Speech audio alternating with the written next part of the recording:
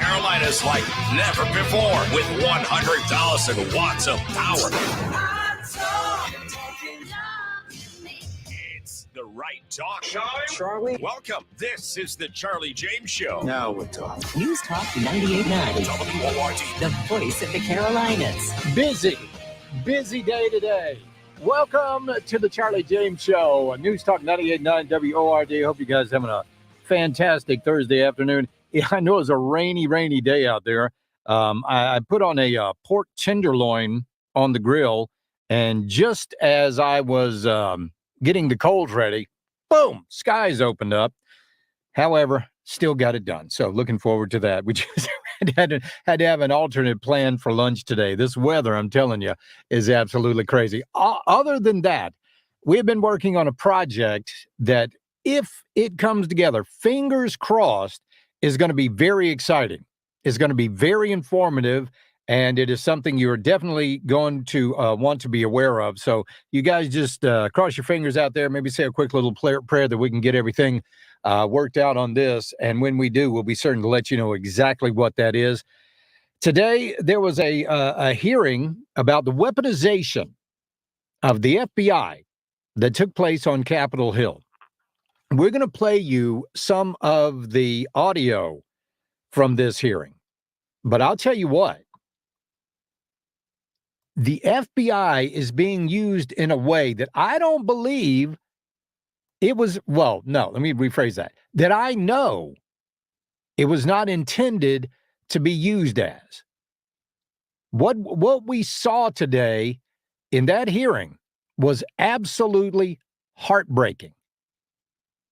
What these people in the FBI will do to you if you have the audacity to question them in any single way. They will they will destroy you. They will try to ruin you. They want it to be the end of you. But we've seen that time and time again. We saw what they did to Trump. We know, and we'll talk about that more today, because I'm still not quite getting the outrage that I think we should see with this. So now we've got all of these whistleblowers that are coming forward talking about the weaponization of the FBI, and it's sickening. It really is. What we have been seeing that is coming from the Federal Bureau of Investigation. They're the ones that are supposed to protect us. They're not supposed to be the ones that vilify us. I want you to listen to this guy. His name is Mr. O'Boyle. And this is how the hearing ended today. All of the hardships you've gone through. If one of your really good friends, your former colleagues, came to you and said, I have this thing that is being covered up, and I think the American people need to know about it, what advice would you give them? I would tell them first to pray about it long and hard. And I would tell them I could take it to Congress for them, or I could put them in touch with Congress, but I would advise them not to do it. So you would legitimately try to protect one of your colleagues from doing what you have done? Absolutely. And how do you think that solves being able to shine light on corruption, weaponization, any kind of misconduct that exists with the American people? It doesn't solve it, but the FBI will crush you. This government will crush you and your family if you try to expose the truth about things that they are doing that are wrong. And we are all examples of that. I can't think of a more sobering way to end a hearing. I yield back. Unbelievable. It really was. But that's exactly what they want. They want you to know that if you try to cross the FBI, they will crush you. They will ruin your life. They sent this guy halfway across the country, moved him out there, moved him and his family, because he was, he was problematic for the FBI. So they moved him halfway across the country, and then they just left him there. Oh, yeah, Mr. O'Boyle, we will certainly move all of your belongings. So he gets to the destination where he was going, and guess what? No belongings. He gets there, guess what? No health care. He gets there, guess what? He's pretty much a ghost to the FBI. So he's out there with no money, no access to health care, none of his possessions because the FBI had them somewhere else. Just kind of let him know. Just to let him know that they were the ones in charge. There's just not quite enough outrage right now for me. I would like to see a heck of a lot more. I really would. Will we get it? I doubt it. We're going to take a quick break now because when we get back, we're going to be talking with State Senator Josh Kimbrell. We had some stuff going on not only today in the House, but we'll talk about what's going on in the Senate as well. Lots of information to give to you coming up next. This is the Charlie James Show, News Talk 98.9 WORD, the voice of the Carolinas.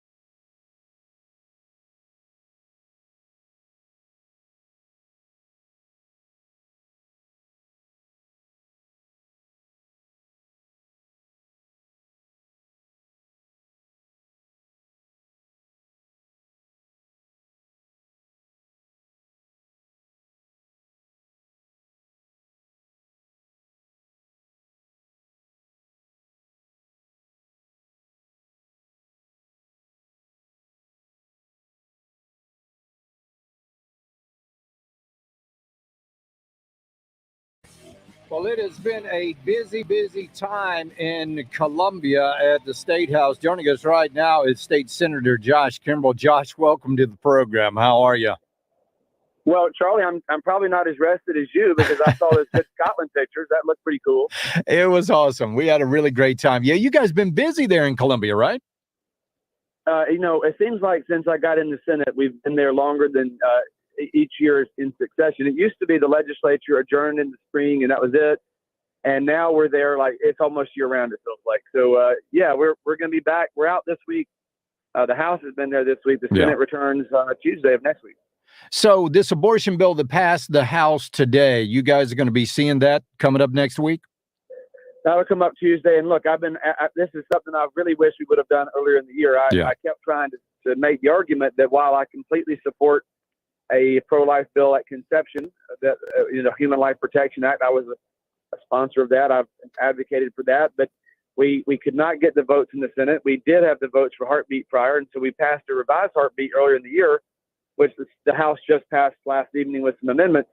I wish we would have done this earlier in the year. We would have saved a lot of lives and kept the abortion rate down, but we need to get this done. The Senate needs to concur with the few changes that the House added to our bill and get this to the governor immediately so we can get it into effect. It's tragic it's taken this long, but I hope next week we finally get this done and bring this number down.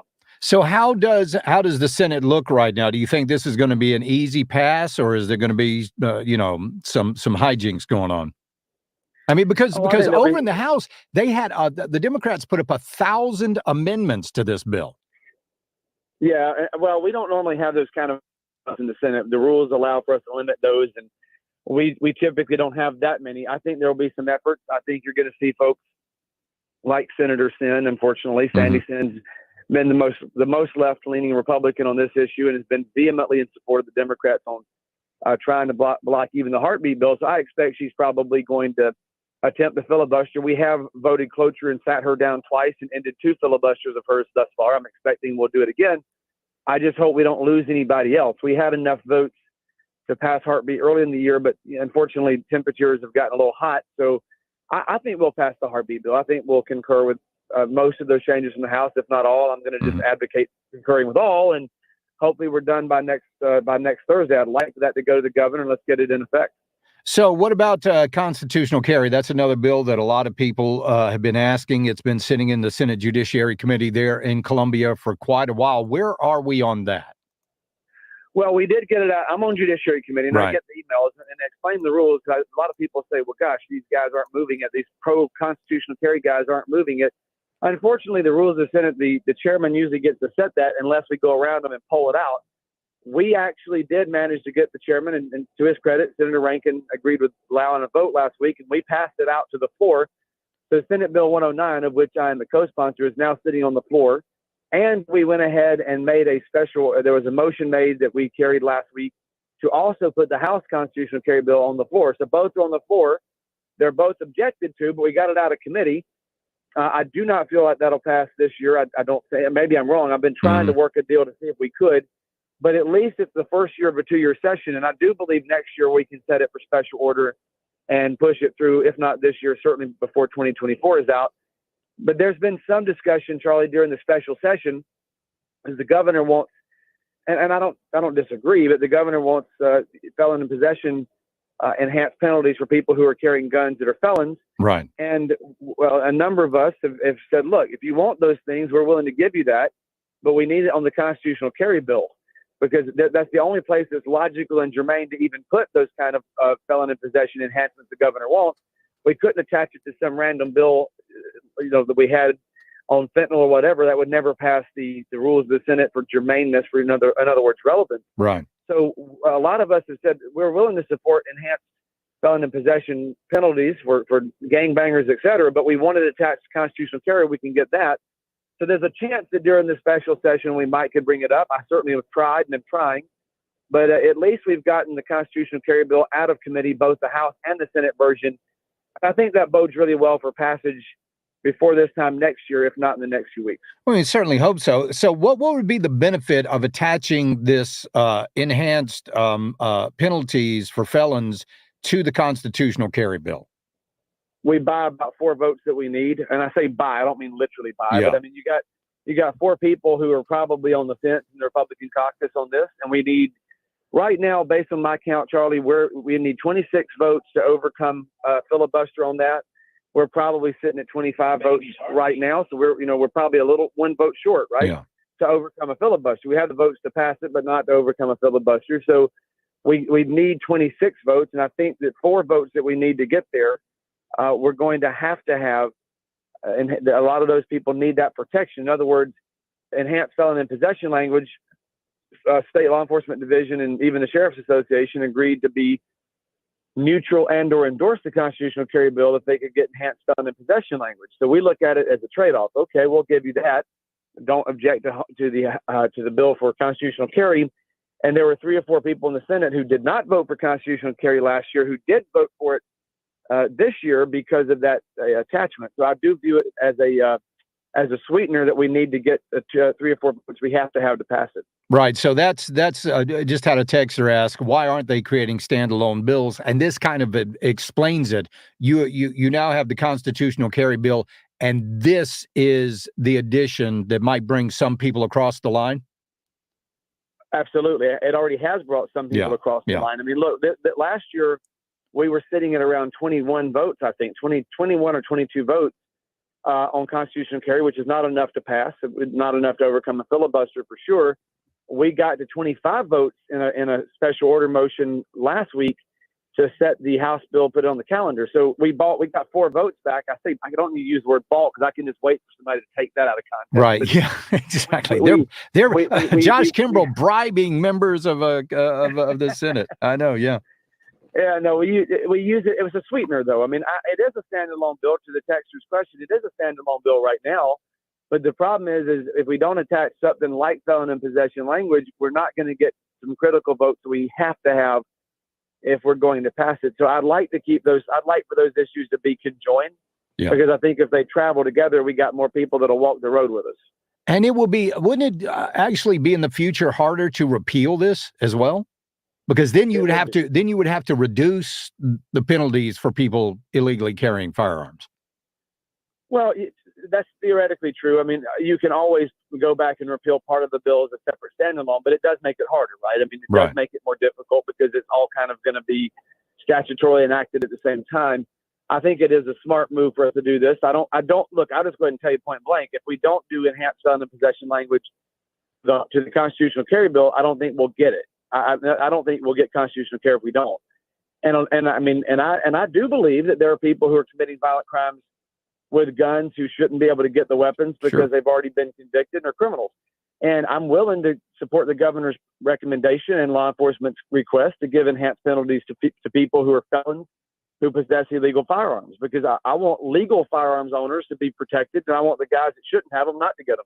Right. But I'm not willing to give that felon in possession language without constitutional carry, because if we're going to enhance penalties for felons who carry a gun illegally, then we need to enhance freedoms for people who carry legally and who are not felons. And I think that needs to happen at the same time. Absolutely. Somebody says, so we need to add more gun laws to pass a constitutional right in South Carolina. I don't see it as, is it adding a gun law? It's just adding the penalties, increasing the penalties for carrying a firearm illegally, right?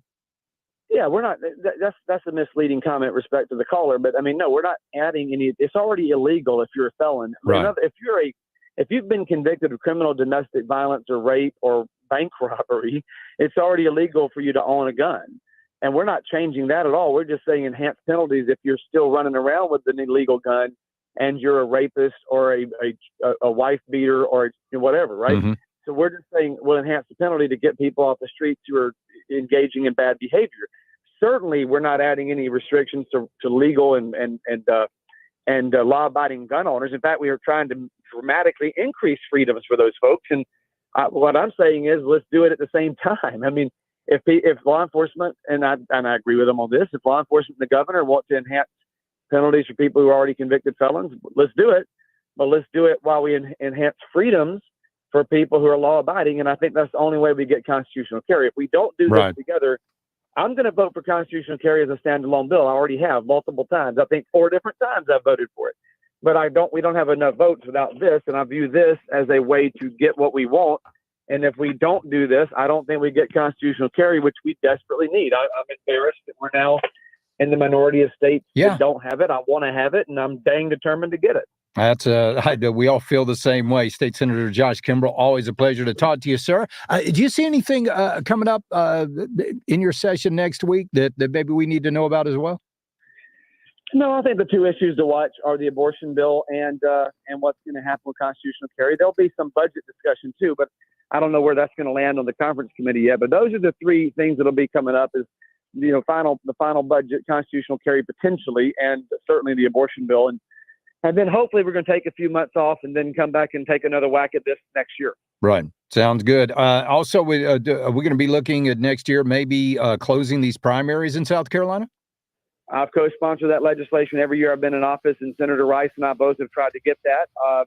I want it. You got some people in judiciary who don't want it. That's been a fight. We're closer than we've ever been. I know people get frustrated that things aren't moving as fast as they want. I get frustrated, but I will tell you, the Republican Senate that we have now has done a whole lot more than the Republican Senate we had prior to 2020. And I think you'll see a couple more seats flip between, sometime in 24. I think there'll be a number of folks who've been really hard to the left on the abortion issue in our party, who I think will be primaried, potentially lose. And I think you're going to see some potential couple of Democratic flips. If all goes well, we'll be even more conservative in 2025, and that means we can get more stuff done. But I'm convinced that we'll get the heartbeat bill enacted this week. I think constitutional carry will happen before the elections next year, if not this year. And we've cut income taxes for the first time in the history of the state. I mean, I worked really hard with Peter on that last year. So things are moving in the right direction. We just need to move a little faster. Yeah, we can't be too conservative. State Senator Josh Kimbrell, thank you, sir. We appreciate you calling in. We'll talk soon. Well, you and I agree on that. We can't be too conservative. That's you right. Take care, and thanks for all you do. Thank you. We'll be right back. This is the Charlie James Show. When we get back, we'll be talking with Freedom Caucus Chairman Adam Morgan about the marathon session they had in the House. This is the Charlie James Show. News Talk 98.9 WORD, the voice of the Carolinas.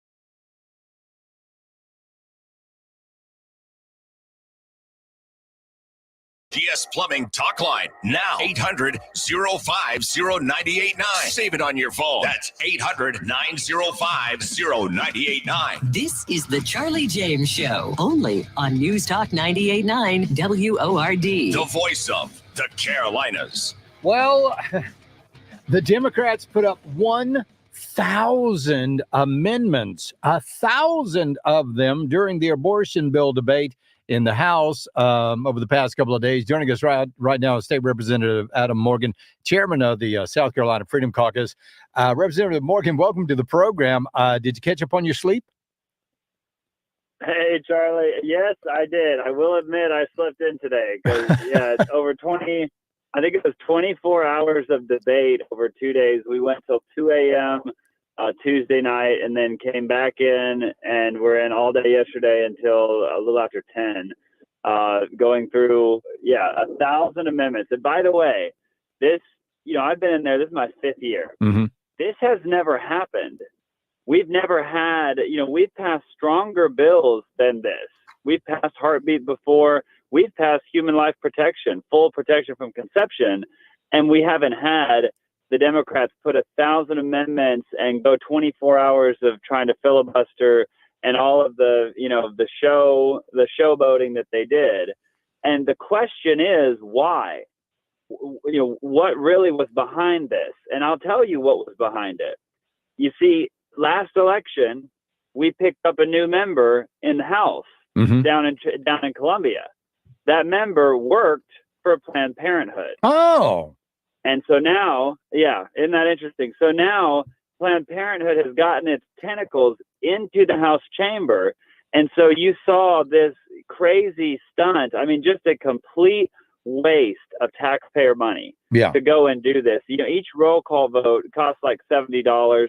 Doesn't sound like much because normally you have maybe 3, 4, 5 on legitimate amendments that you're trying to work through. Mm-hmm. So putting 1,000 amendments, that's $70,000 already in roll call votes, let alone all the amount of time, they were trying to extend it so we'd get an extra day of pay. The Democrats were.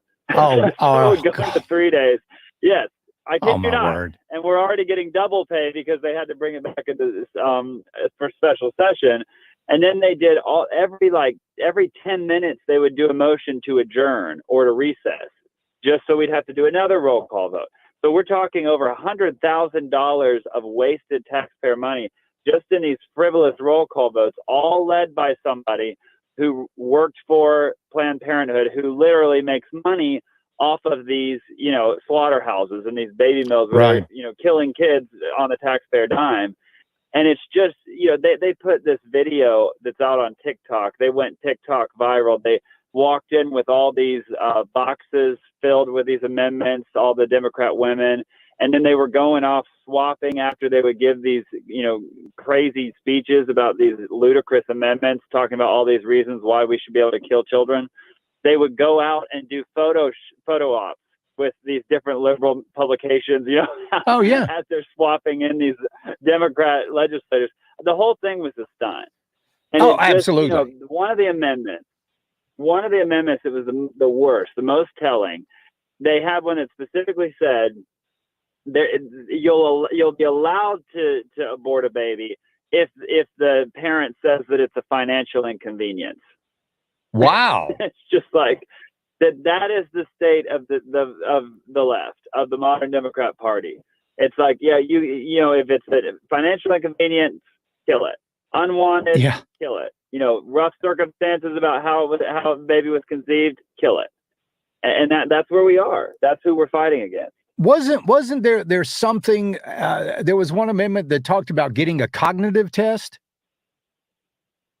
Yeah, I mean, there were so many. Yeah. It's hard for me to even remember. One of them was that the state would pay for women who were pregnant to be able to drive in the HOV lanes. And except for we don't have any HOV lanes in South Carolina. Ta-da! So stupid. Just the level of stupidity. But it was literally, and the Planned Parenthood had their people up in the gallery and doing the pictures and videos. Wow.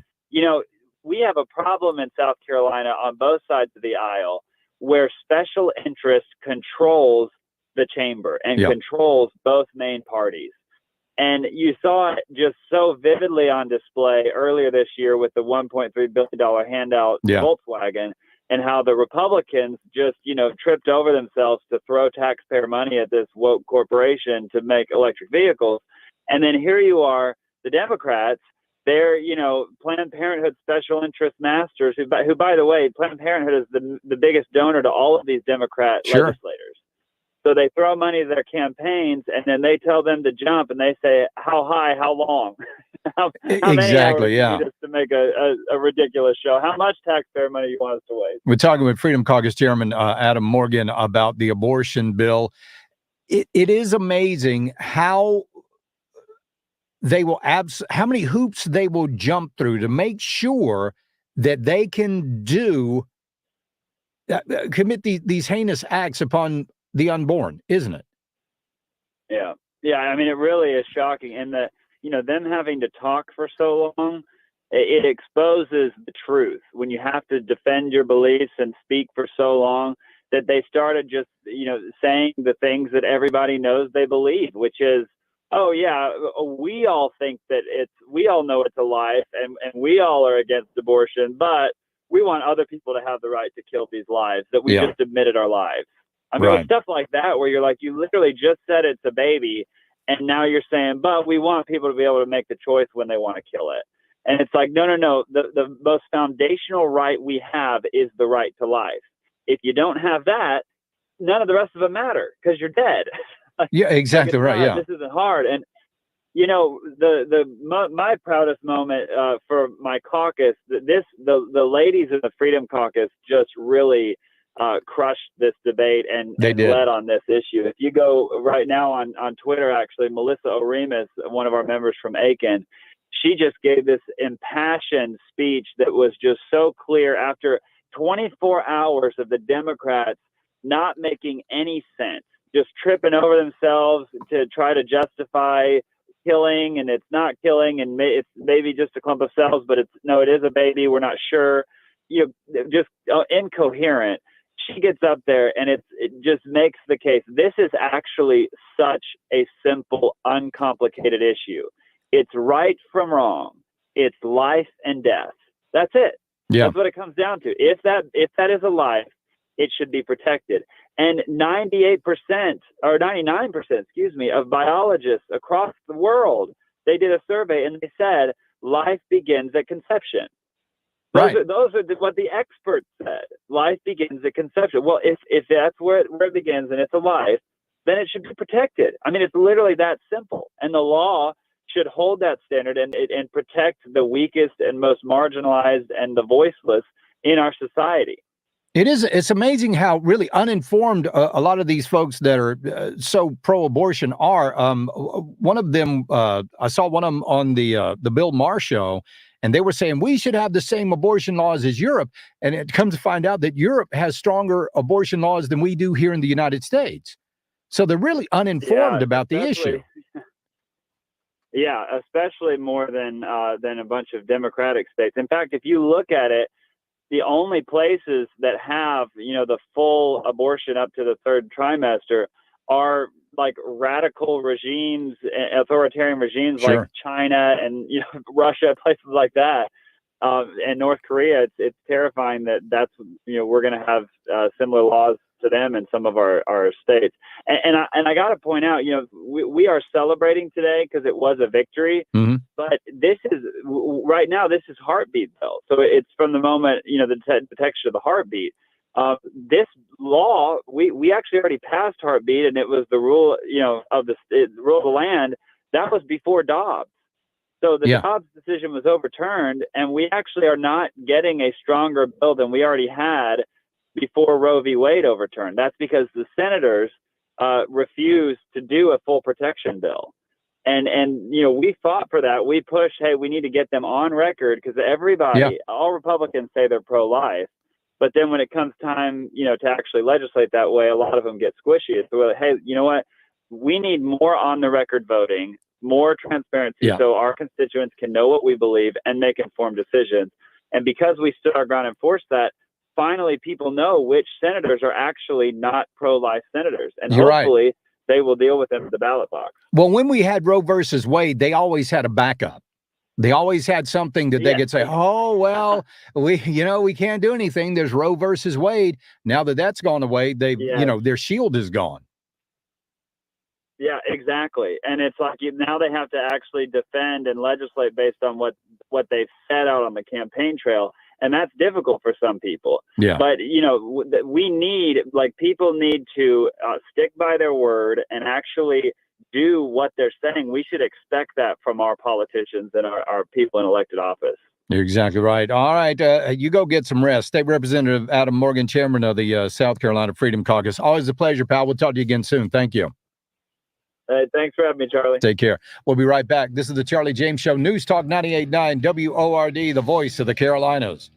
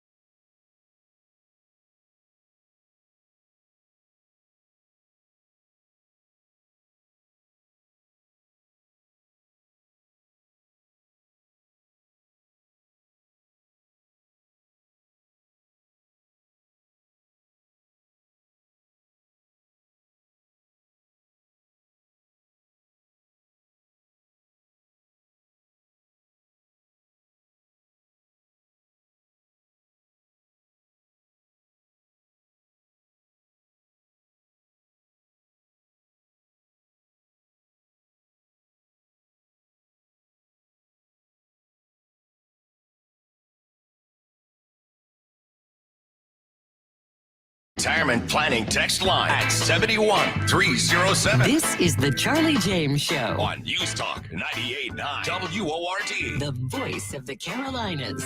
From the Common Sense Retirement Planning text line 71307. Hey, Charlie, my family and I are going to Scotland in July. Did you have authentic fish and chips? And if so, how was it? Yes, I did have authentic fish and chips. In fact, I was just trying to think of all the meals that we had while we were in Scotland. And I can honestly say that the things I had the most were fish and chips and haggis. Those two things were the meals that I had the most while I was in Scotland. And the fish and chips are great. Of course, it's going to vary, which restaurant you go to. However, the best thing you can do, find a local. If you're going to Edinburgh, find somebody from Edinburgh. Ask them who's got the best fish and chips in town, and they will. The people in Edinburgh are so polite, so wonderful, so willing to have a chat with you. They are really fantastic. They will be more than happy to point you to the best fish and chips joint in town. Charlie, did you try the shepherd's pie? I did not. I should have, though. I should have tried the shepherd's pie, but I didn't. Didn't think about that. You know what? I really didn't see it on the menu anywhere, but it was fantastic. And listen, while you're in Scotland, please try the haggis and let me know what you think. I just think it's fantastic. It is so savory and peppery and just absolutely delicious. Don't even think about how it's prepared. Don't think about what's in it. Just try it and love it, because I know you will. All right, the GS Plumbing Talk Line, 800-905-0989. That's 800-905-0989 to be on the program today. Well, what went on in Washington, D.C. today? Let me just say this. I'm still not feeling it. I'm still not feeling that we actually have the amount or the level of outrage that we should be having, not only as conservatives, but as a nation. I mean, when Watergate happened, it was huge. It was a big giant thing. It was wall-to-wall coverage. It was huge. Pulitzer Prizes, actual legitimate Pulitzer Prizes, books were written about it. Movies, All the President's Men, all of those things happened. All of them. You had mystery, you had intrigue. Yeah, you had all of those things. But now we have found out that the FBI has actually corroborated with one political candidate to attack their opponent.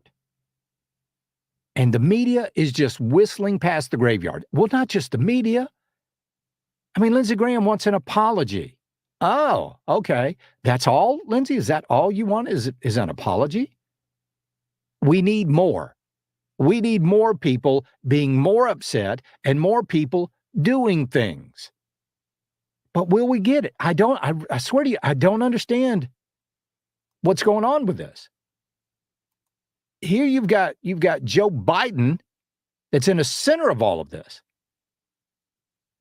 He was in the White House when they were all briefed about the Steele dossier, and they knew who it came from, and they were okay with it. Joe Biden, Barack Obama, the whole gang, they were there. They were in on it.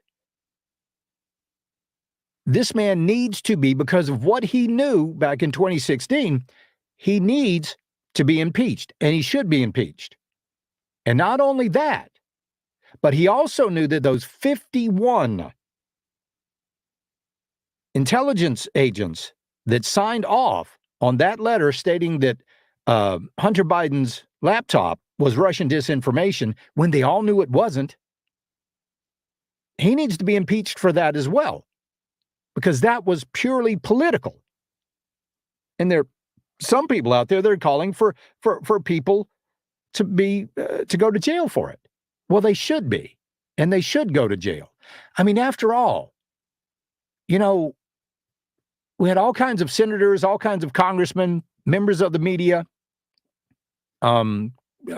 contributors on Fox and all the networks saying that if we find out that Russia interfered in our elections, there should be heavy consequences. Well, we found out the FBI was doing it and others in the intelligence community. We found out that they were doing it. Where are the heavy consequences against those people? Where did that happen? It's absolutely mind-boggling. Absolutely mind-boggling that nobody is doing this. That nobody, the most Lindsey Graham has asked for is an apology and a phone call. It's a lot less than what I would be asking for.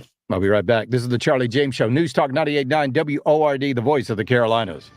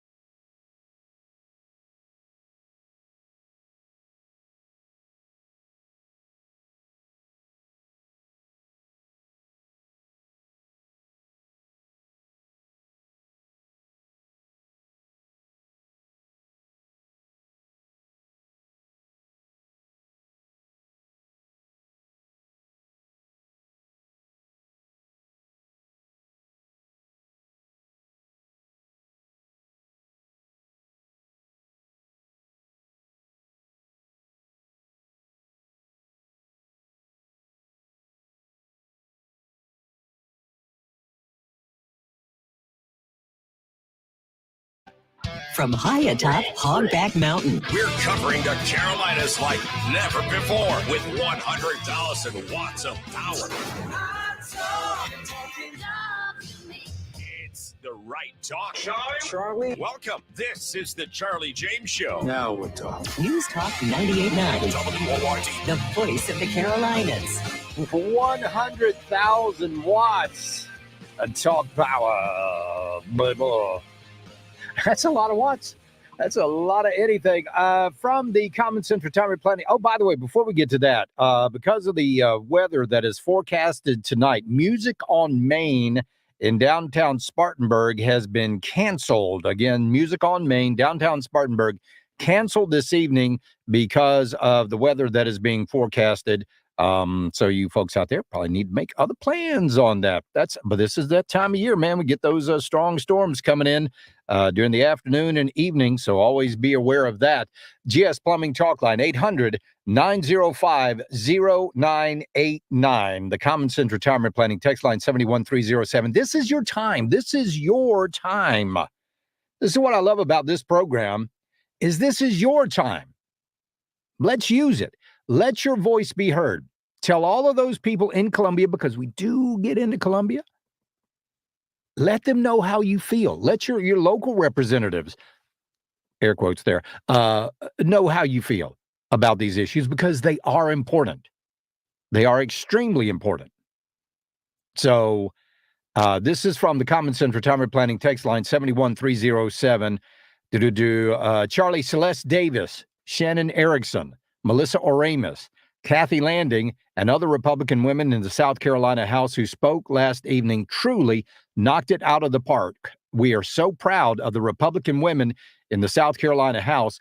Thank you to all the Republicans who continue to stand and defend life. A huge thank you to Representative John McCravey, chairman of the Family Caucus, for his strong leadership. Everybody that stood up. Thank you. Thank you. That's what we need. We need so much more of that in the State House. And let me tell you, and I've said this before, if you want something done, and I've seen it time and time again, you ask the Republican women to do it. When you ask Republican women to get on something, bam, they are on it. They are networking. They are sending out emails and texts and phone calls, and they are gathering the troops. Just absolutely amazing how well they work. The guys, you Republican guys, you need to take some lessons, because they'll talk about it. They'll chat about it. But if you want work done, you ask those Republican women. Whew, I'm telling you what, they are a force to be reckoned with. Charlie, the representatives won't listen to me. I'm only 19. Really? Last I checked, you had the right to vote here in the state of South Carolina. So make them listen to you. But become a pest. Become a pest to these people. Here's what I want to happen. When their phone rings, they're in Columbia. I want a little bead of sweat. Just a little bead of sweat to pop up on their top lip.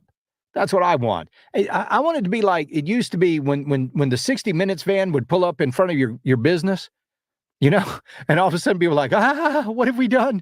I want that kind of reaction.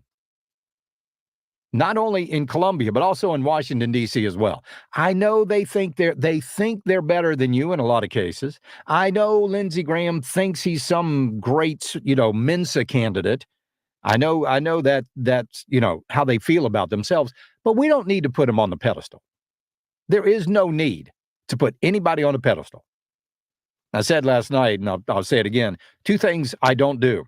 Number 1, I don't put people on pedestals. And number 2, I don't allow anyone to put me on a pedestal, because that's not where I belong. I don't want to be up there. Nobody deserves to be on a pedestal. The way this country used to work is you ran for office, you won that office, you went to Washington for 2 years if you're a congressman, 6 years if you're a senator, and then you went back to work on the farm. That's the way it used to work.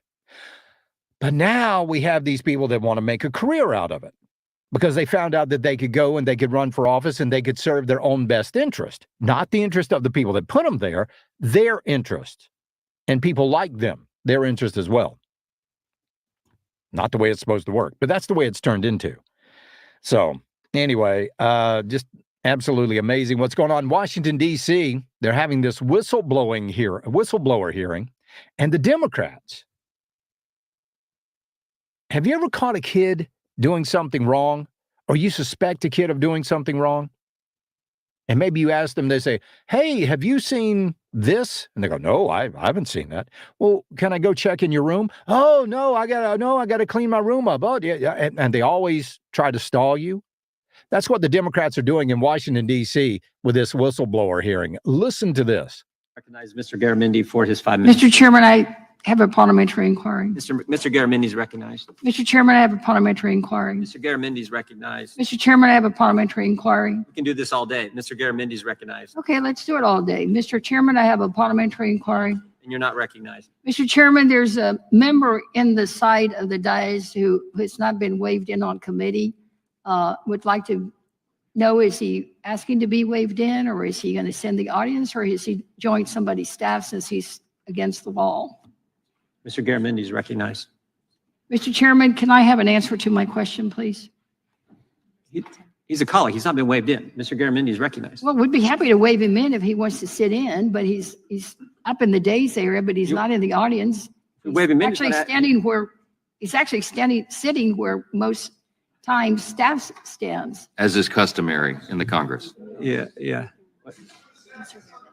Anything to obscure the facts, anything to stall the committee hearing. That's right. Unbelievable. I'm not stalling. I think Mr. we need to Garamendi, follow. Mr. Garamendi is recognized for his 5 minutes. Unbelievable. Mr. Chairman, there's somebody standing over there, and I want to wave him in and get it. What? No. That's what they're doing. They're stalling because what they heard today from whistleblowers on the FBI was, oh my gosh. And now the Democrats are saying, because a lot of Republicans, and rightfully so, are asking for the FBI to be disbanded. Do away with that organization. And guess what they're calling that? Defunding the police. We'll be right back. This is the Charlie James Show. News Talk 98.9 WORD, the voice of the Carolinas.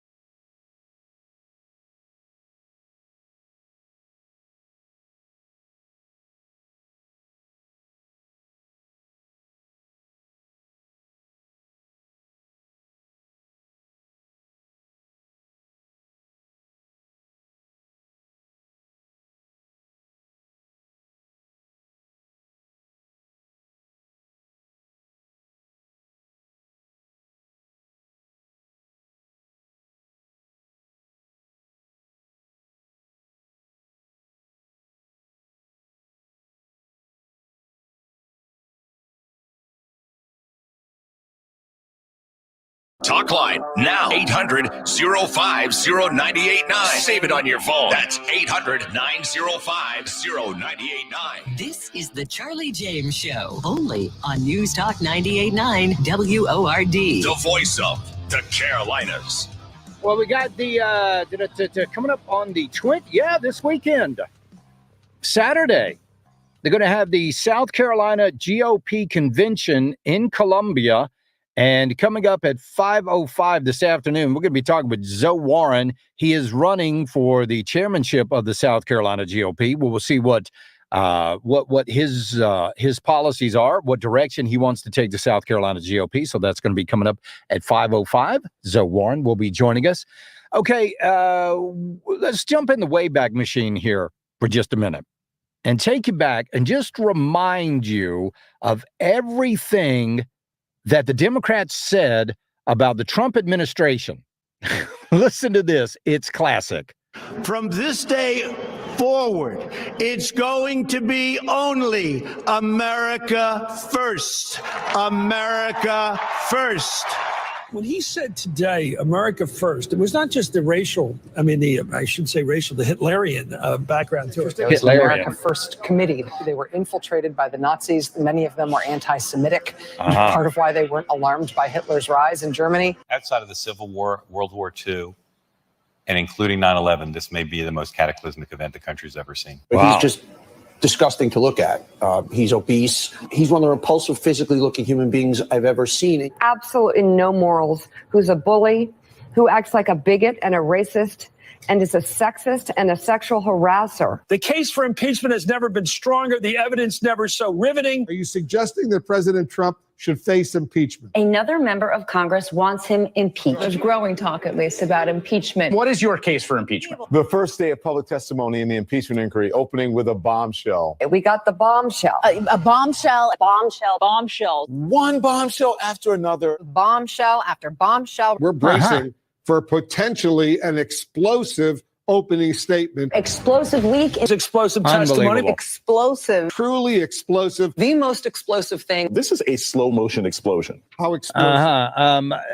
So now what are we finding out? Now, that impeachment was about a phone call that Donald Trump made to Ukraine, in which he described as a perfect phone call, and I agree with him. It was. Because anyway, you know all about that.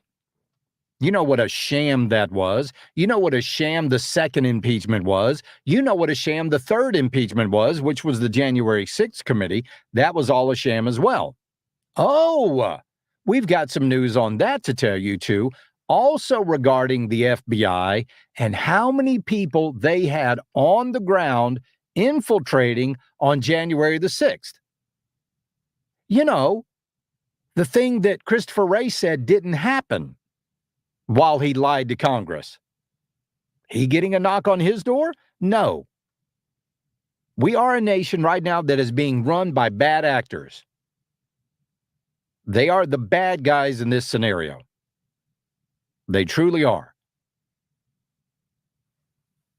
And anybody that defends them right now, you know what? They're defending them because they're also part of it. They're part of. So when I see somebody like Lindsey Graham say, "Oh, we need an apology," no, apologies aren't going to cut it anymore. We're way past. I'm sorry for my behavior. You ruined lives. Think of all the money. Think of all the money because of this. Think of all the money that Papadopoulos and Flynn and Roger Stone and all of these people, Carter Page, think of all the money that they had to pay to lawyers to defend themselves against lies that they knew were lies. They knew there was no Russian collusion. Obama knew there was no Russian collusion. He lied about it, as Obama does. Peter Strzok lied about it. Schumer lied about it. They all lied about it. And they were willing to let these people shell out thousands and thousands of dollars in lawyer fees to protect themselves or to defend themselves against allegations that were completely drummed up by the Clinton administration. So you tell me, Lindsey Graham, how does an apology cover that up? How does an apology make up for that? How does an apology make up for General Flynn going bankrupt, defending himself against, and then pleading to a lesser charge, knowing, because that's what they do. That's what they do. They drag you in every time you go before the FBI. You got to take your lawyer with you. Those bills add up. So in order to stop yourself and your family from going absolutely bankrupt, what do? Well, you plead to a lesser charge, some BS little charge, some nothing little charge, just to get them to go away, just to make the pain stop. And then what did they say? What did the folks on the left say? Well, look at that. We got a confession. We got a confession now. No, sorry, Lindsey. An apology does not make up for that. No, it does not. And the fact that you would even say that it literally makes me sick to my stomach. Now, remember, the guy that started all of this, Barack Hussein Obama, got on television time and time again and lied to your face about a peaceful transition of power. The peaceful transition of power is one of the hallmarks of our democracy. And over the next few months, we are going to show that to the world. My number one priority in the coming 2 months is to try to facilitate a transition that ensures our president-elect is successful. Part of that is also facilitating a decent transition so that, the American people are as well served as they can be with the incoming administration. But I do feel a responsibility as president of the United States to make sure that I facilitate a good transition. And in the meantime, in the background, in the shadows, in the gutters, down in the sewer, he's maneuvering. He was maneuvering with this ridiculous investigation that was going on. And Jim Comey and everybody else was in on it. Peter Strzok, Lisa Page, Andrew McCabe, all of them. They knew it was a sham. They knew it. And they got on television and they lied about it.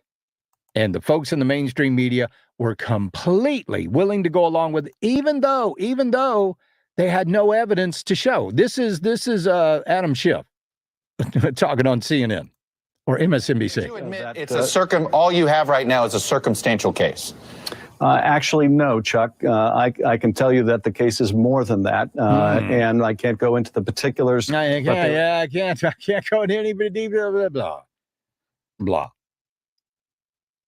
Yeah, Lindsey. I think more than an apology is in order. More than that. Charlie, remember they were threatening General Flynn's son. Yep, you're exactly right. Exactly right. So, pretty amazing. Pretty amazing. Let's see, Charlie, I hope we all get the opportunity to see President Trump impeached a third time, Trump 2024. Oh, I guarantee you, if he wins re-elections, fingers crossed, they will immediately start impeachment hearings. Or they'll try anyway, right? Hey, speaking of that, did you guys get something in the mail yesterday? Because I did. We'll tell you what that was coming up next. This is the Charlie James Show, News Talk 98.9 WORD, the voice of the Carolinas.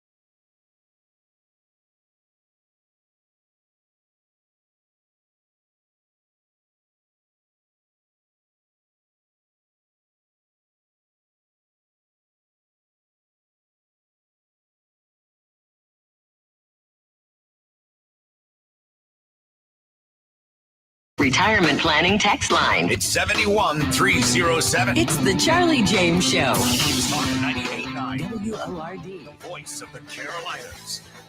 Welcome back to the program. Glad to have you along with us. So in the mail yesterday, I got a flyer from the Never Back Down Political Action Committee for Ron DeSantis. It says, when our nation needed him, Ron DeSantis didn't back down.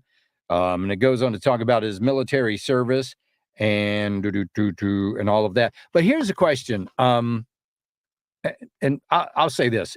If Trump, right now, I'm planning on voting for Trump in the primary. I think you all know that. If Ron DeSantis is the nominee, and remember, he hasn't announced that he's running yet. And by the way, for you folks that are streaming, here is the flyer that I got yesterday. By the way, streaming online at YouTube, Twitter, Facebook, Rumble, of course. But if Ron DeSantis wins the nomination, then I'm all in on Ron DeSantis. I in no way think Ron DeSantis would be a bad choice for president. Eventually. But right now, as things stand, I am planning on voting for Donald Trump. You vote on whoever you want to. But a lot of people are saying, well, what about all of this baggage? What about all the baggage that Trump has? Well, I think now you have seen where the baggage came from. Am I right? I mean, just think for a minute. Just for a minute. If the FBI had actually been, I don't know, an upstanding institution, which we're finding out that it's not. And what if the FBI hadn't came along and done all of these investigations into Donald Trump? What if the mainstream media actually did some actual reporting for a change? See, they were the ones that put the baggage on Trump. That's where the baggage came from. Trump didn't show up in Washington with all this baggage. They placed it upon him. So that's why. But here's the thing. Somebody on Twitter posted something. It was really, really well written. And I hope I can phrase it the way they did. If Ron DeSantis wins the nomination and goes on to be the president, they said, this changes nothing. Okay. It's good. It's good that we have, a Republican as the president, but it doesn't change anything. But if Trump wins the presidency, if Trump wins the nomination and goes on to win the presidency and get the White House back, that changes everything. That shows these people in the FBI and the CIA and the mainstream media and all of those places that conspired against Donald Trump. And you cannot convince me that this was anything less than a coup, which is exactly what it was. It was a coup perpetrated by the Clinton campaign and the FBI and other agencies as well. It was a coup that they did in 2016. And it was an attempted coup. No, actually, they got away with it in 2020. It was an actual coup in 2020. If none of those things had happened, that's what it was. It was just a coup. Not just a coup. It was a coup. And the fact that we're lost. We're wandering around in the wilderness right now. I mean, just think about the people out there who really depend on the government to tell them the truth. Depend on the government for them to be honest and forthcoming with us. But they're not. Let's not forget that this is the same country that infected African American men with syphilis. It's the same country that did that.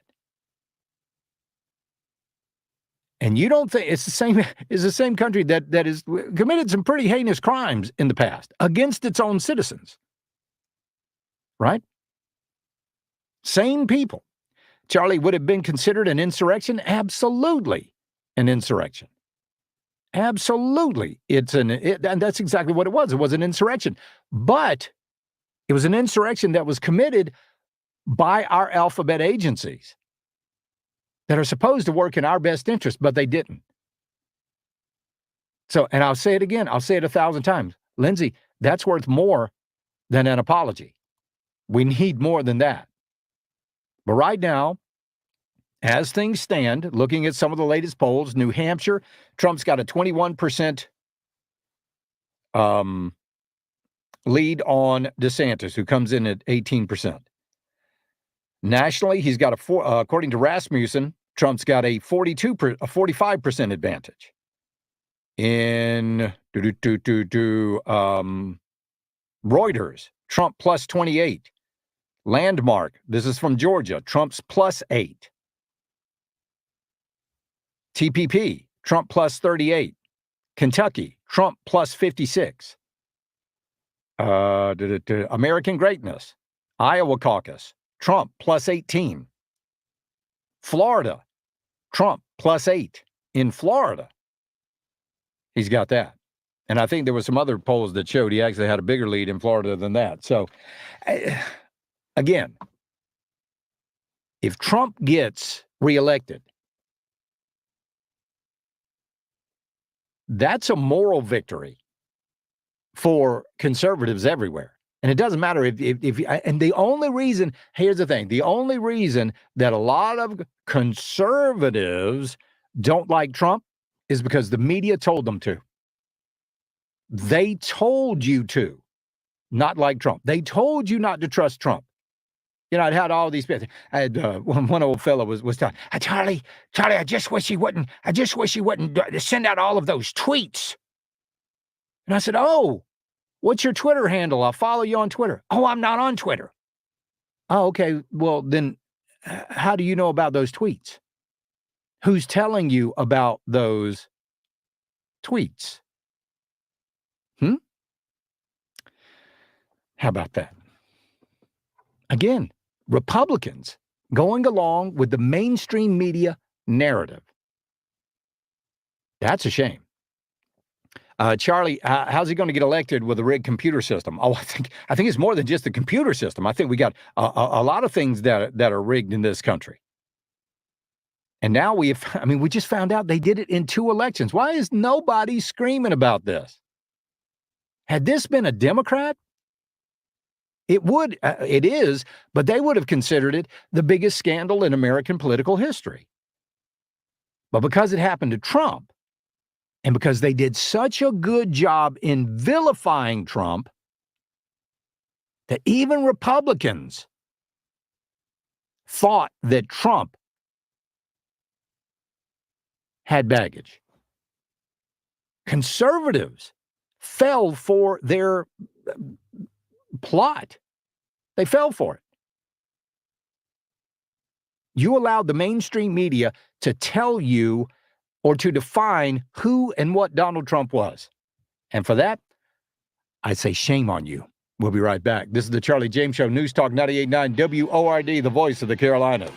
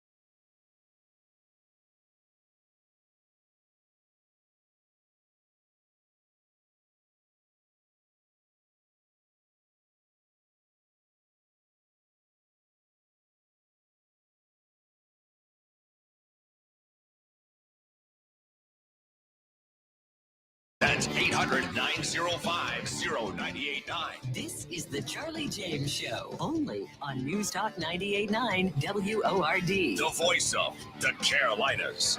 Had a texter that raised a really, really, really good point, and it was about one of the clips that I played earlier about some of the things that the mainstream media was saying about Donald Trump. Let's take a listen to this. Pretty amazing. He's just disgusting to look at. He's obese. He's one of the repulsive, physically looking human beings I've ever seen. Absolutely. He's a repulsively, he's obese, he blah, blah, blah, blah, blah. Wait a minute. What about Stacey Abrams? What about her? Did they say the same thing about Stacey Abrams being one of the most repulsive human beings in the world to look at and calling out her morbid obesity? No, of course not. Because you can't do that, you see, unless it's about Donald Trump. But like I said before, they did such a good job vilifying Donald Trump that anything they did or could think of to do to stop him was justifiable. But that's the next thing that you can't talk about. Tim, do your kids watch a show called Bluey? Yeah, my daughter does sometimes. Okay. Bluey is apparently just this worldwide phenomenon. It's an Australian kids show. Right. And it's I guess it's an Australian healer, or a blue healer. Yeah, It's a something little like dog. that. Yeah. Yeah. Just well- annoying little dogs. Honestly. Well, the Australian kid show centers on an energetic puppy and the adventures she goes on with her family and friends. Now, typically it's a very innocent, very sweet, but there is a recent episode that has caused an uproar with some viewers. There's an uproar going on, Tim. Okay. An uproar. You know what that calls for? A Charlie challenge. You are exactly right. It is time, ladies and gentlemen, I hope, for a Charlie challenge. Because I know you're the smartest, hippest, most with it, most intellectual, most informed radio audience in all the land. I bring you this Charlie challenge. In the children's television show Bluey, one scene has some people extremely upset. And that is because Bluey's dad is what? Bluey's dad is what? Tim, what do you think it is? I don't know, eating meat. No, oh, it's a good guess, though. Good Yeah. guess. No, that's not it. Has something to do with what we were recently talking about. Gender. Maybe he misgendered somebody. No, but that would send them right off the rails, wouldn't it? Yeah, They it would would. just absolutely lose their minds. No. It wasn't that. All right, that's Come strike here, two. little boy. I meant girl. Yeah, little, puppy. Come here, Something little every puppy. parent has done. just Exactly. saying. Yeah. Or call your kid by the wrong name. Come here. Oh yeah. Come here. I've done that so many times. Emmy, Scott, whoever you are, come here. Yeah, whatever your name is, get over here. Somebody says a gun owner. Nope, that's not it. Straight. That's not it. Dressed as Trump. That's not it. But a couple of people did get it right. He's overweight. Oh my God. He's overweight.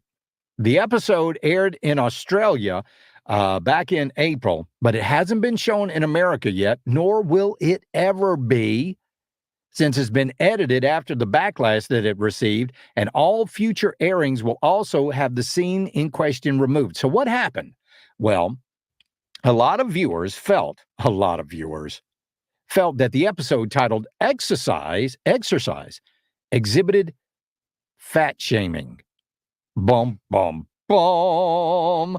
In one scene, Bluey's dad, Bandit, steps on the bathroom scale and then laments about his weight to Bluey's mom, Chili, who had walked in the room with Bluey's sister.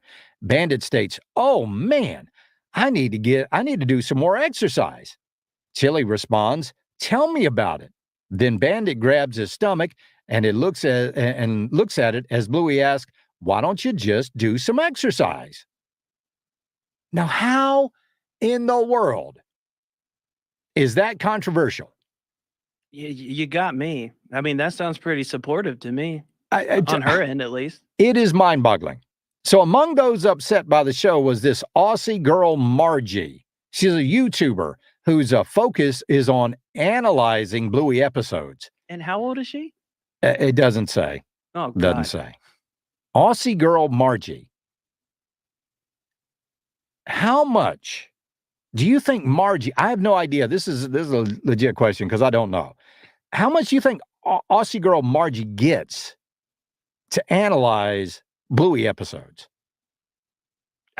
Probably thousands. Probably so. Probably. Probably so. Yeah, So- it just depends on how many subscribers she's got. We might have to. All right, here we go. Got to go find out, right? Got to go find out how many followers Aussie girl Margie has. Let's go to her YouTube page. 73.5 thousand, almost 74,000 subscribers. Okay, so yeah, she's probably making thousands. Yeah, making money off this. Mhm. Anyway, Aussie girl Margie, she says it's a bad episode. Pediatric dietitians also shared their frustrations, like Dr. Kyla Ringrose, who wrote on Instagram about how uncomfortable the episode made her. Oh my goodness, the episode made her uncomfortable. I'm telling you. Like, it makes me uncomfortable too, just because I don't like the show. It's made for kids. These people are ridiculous. I mean, for real. I don't know. I just feel like, I mean, why are you watching it just to analyze it for an audience that It's huge. that you can't even relate to? It is huge. We were staying with friends over in Ireland, and their son was and I know you do the same thing though, so I can't really call it. He was watching somebody play video games. I don't know. I hate watching other people play video games. I mean, that was it. I mean, and these were, I asked my son the same question. hours upon hours, not playing the video game, watching somebody play a video game. Yeah, I asked him the same question. I'm like, why do you do that? It's- Like, why? Well, I mean, you can see why, because it's very fast paced, a lot of action going on. It's sensory stimulation that's happening there. I mean, Yeah. I hate to admit it, but a lot of it's pretty well done. But I don't understand it. But for these people to be upset, this whole fat shaming thing, here's what they want. They want you fat, they want you lazy, they want you medicated, and they want you worthless to society. We'll be right back. This is the Charlie James Show, News Talk 98.9 WORD, the voice of the Carolinas.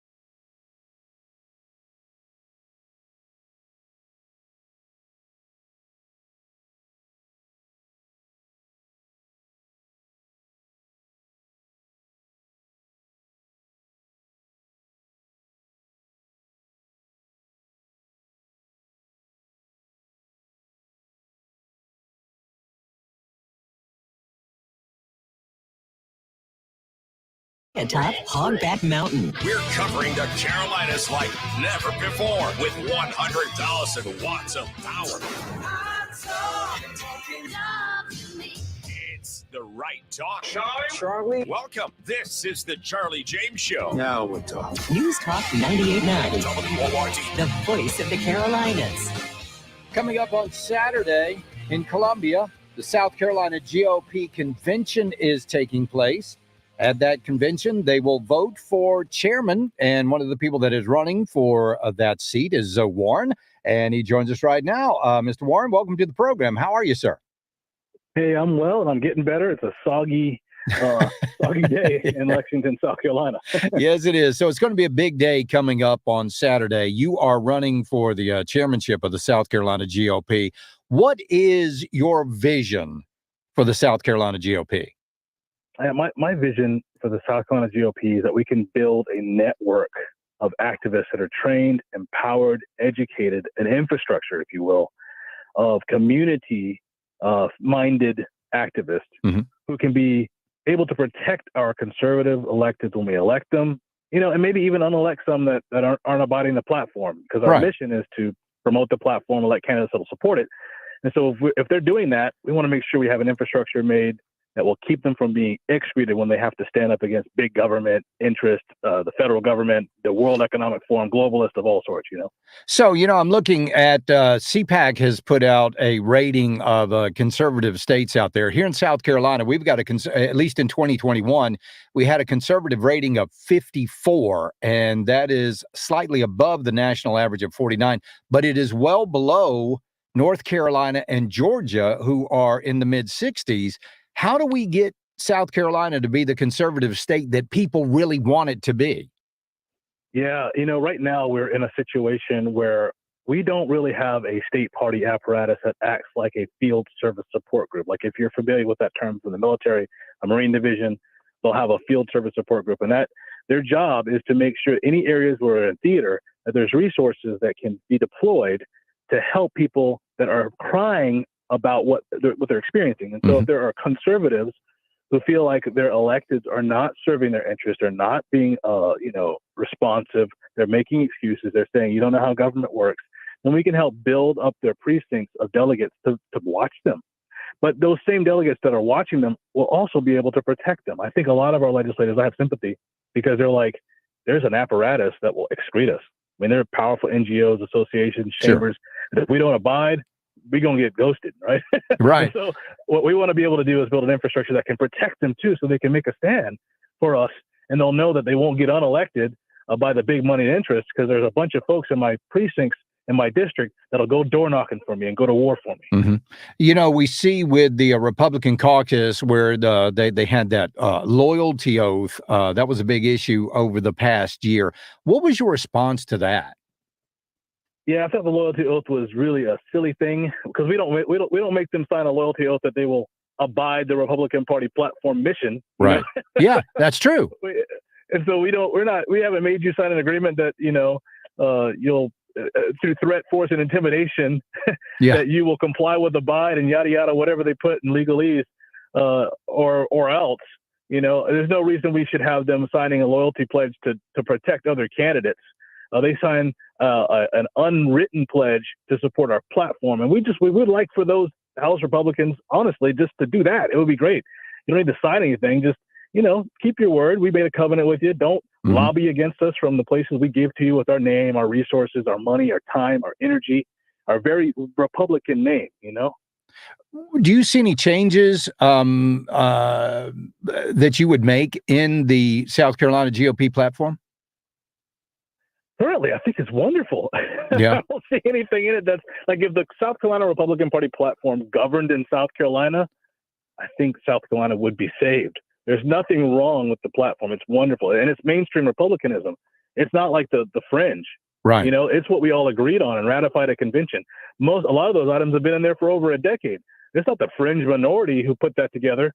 We just want babies to have 14th Amendment protections in the womb. We want our primaries closed. We think things like due process and equality under the law and you're innocent until proven guilty should be values that are upheld. And so freedom of speech, all just the basic tenets of the Declaration of Independence and the Constitution. We believe in those principles. We want them to be maintained in our civic life and in our public square. We're talking with Zoe Warren, who is running for the chairmanship of the South Carolina GOP coming up on Saturday. There is a divide, obviously, in the GOP here in South Carolina and nationally in some cases. How would you bridge that gap, or would you even want to bridge that gap? Yeah, I definitely want to be a bridge.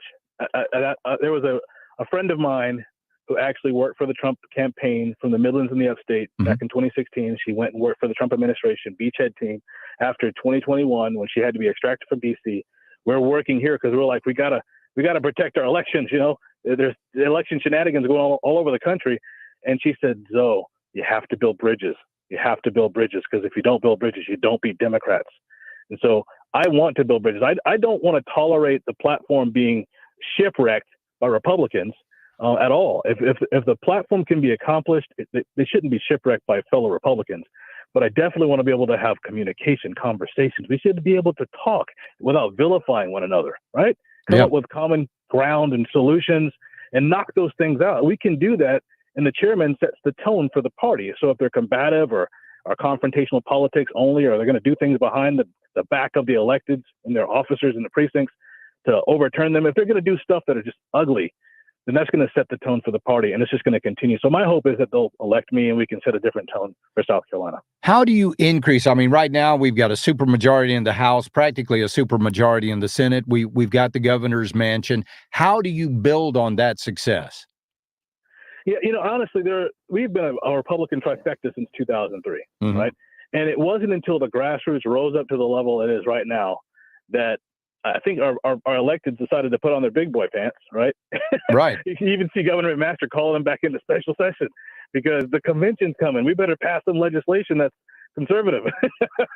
And so that just proves the power of connected control. Our precincts and the districts have lost connected control of the electeds. We shouldn't have to be angry. We just have to be watching, not just to harm you, but to help you. You know, if we have enough of an infrastructure built into the precincts they're reaching out, they're having barbecues, not just political meetings, but they're inviting everybody, taking care of widows and orphans in their community. Like these are the kind of things we're going to do if Zoe Warren's the chair of the South Carolina Republican Party, because that's the kind of tone we're going to set for the party, so that we can actually, 1.5 million people voted for Donald Trump in 2020, and only 1,500 people donated to the SCGOP last year. There is a problem with the state party politics and how they're doing their marketing, how they're approaching the grassroots. And that's why there's this big revolutionary type surge with a confrontational political mindset just rampaging the state. And the only way we actually take that brush fire and we turn it into liberty is by training the people how to live at liberty. You know, I read a very interesting statement. It was about a guy who is a expert in marketing. He said sometimes we get so in love with our product that we just assume everybody else is in love with it as well, and that's not always the case. How do we bring independents and other people into the GOP? I think they're already in there. I mean, I'm not saying. I mean, like we have a supermajority, right? And we have policies being shipwrecked by other Republicans. And I think the problem we have right now is that even within the party, there are factionalizations and vilifications that are causing us to just look like a disjointed mess, right? Yeah. And we're very thorny. And I don't know that that's attractive to anybody that has, some good conscience, that are good faith brokers. I don't think that type of behavior, it only appeals to those who are angry. And you can't live off of anger. It has a lifespan, It has a half-life. And so what we really need to be able to do is build an infrastructure that trains our community. I think we build within our precincts to be the educational arm of our communities, so they understand what our republic is. We claim to be Republicans, right? But what is even the system of government we have? What is a Republican? I can ask a group of 1,000 Republicans and likely get 1,000 different answers. We have to educate our people again so they understand what a republic is, what it means to be a Republican, and how we keep it. Otherwise, we're just playing church. You're exactly right. Well, I tell you what, best of luck to you coming up on Saturday, Zoe, at the convention. We appreciate you calling in. And listen, if you do not win the chairmanship, I'm here to say you absolutely deserve a place in the South Carolina GOP, and I hope you get it. I appreciate your encouragement, sir. Thank you for the time. Thank you for the opportunity. Thank you, pal. We'll talk soon. This is the Charlie James Show. News Talk 98.9 WORD, the voice of the Carolinas.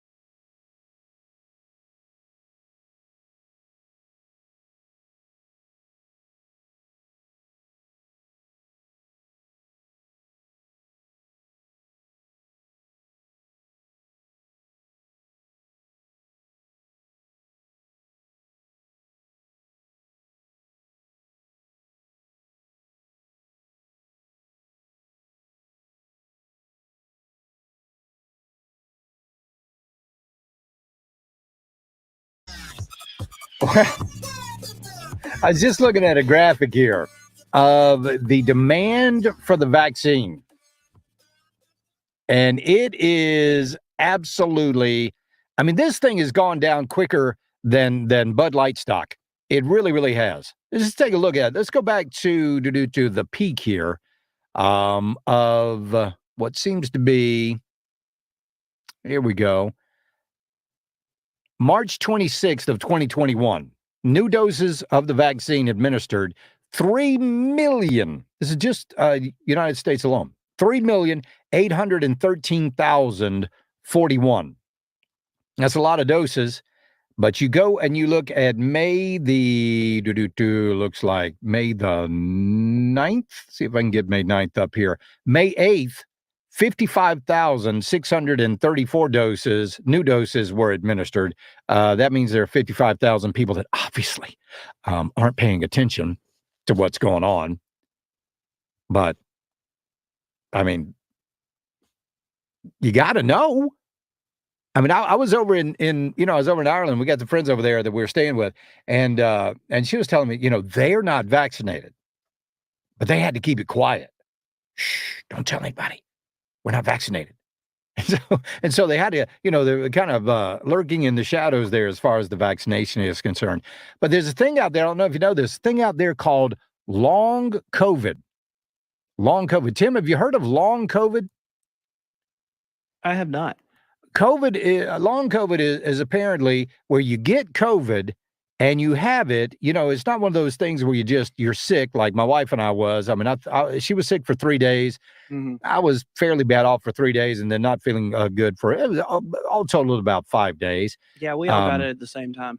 Yeah, and but there's long COVID, which lasts a long time. Oh. So you could usually get COVID for a long time, and it may not be as bad as, traditional COVID, but it's always there. It's always there. So it's long COVID. And do you know what the number one symptom of long COVID is? What's that? I think it's time for a Charlie Challenge. That's exactly right, because I know you're the smartest, hippest, most with it, most intellectual, most informed radio audience in all the land. I bring you the Charlie Challenge. What is the number one symptom of long COVID? Do you know what is the number one symptom, Tim? Taste. Not taste. No, good guess though. Not taste. That's not it. I'm trying to think like dumb people would think. It's hard. It's hard. It's harder than it thinks. It is harder than you think it is. Yeah, it is. All right. How about body aches? Nope, not body aches. That's what I had. Not body aches. I hated the body aches. Let's go for I don't know, stuffy nose. Stuffy nose. Nope, that is not it. Not it.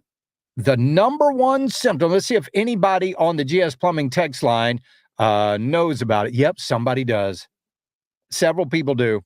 The number one symptom of long COVID is no symptoms at all. Can somebody? See? Like, how would you guess that? How? But that's an actual report. It's an actual report. The number one symptom. Well, that makes you a carrier then. Like you're just a carrier of the virus. Or you don't have it. Or you don't have it. Or, yeah. It's just Well, I mean, you can it's amazing. You can get a virus and carry it and not have any Sure symptoms. you can.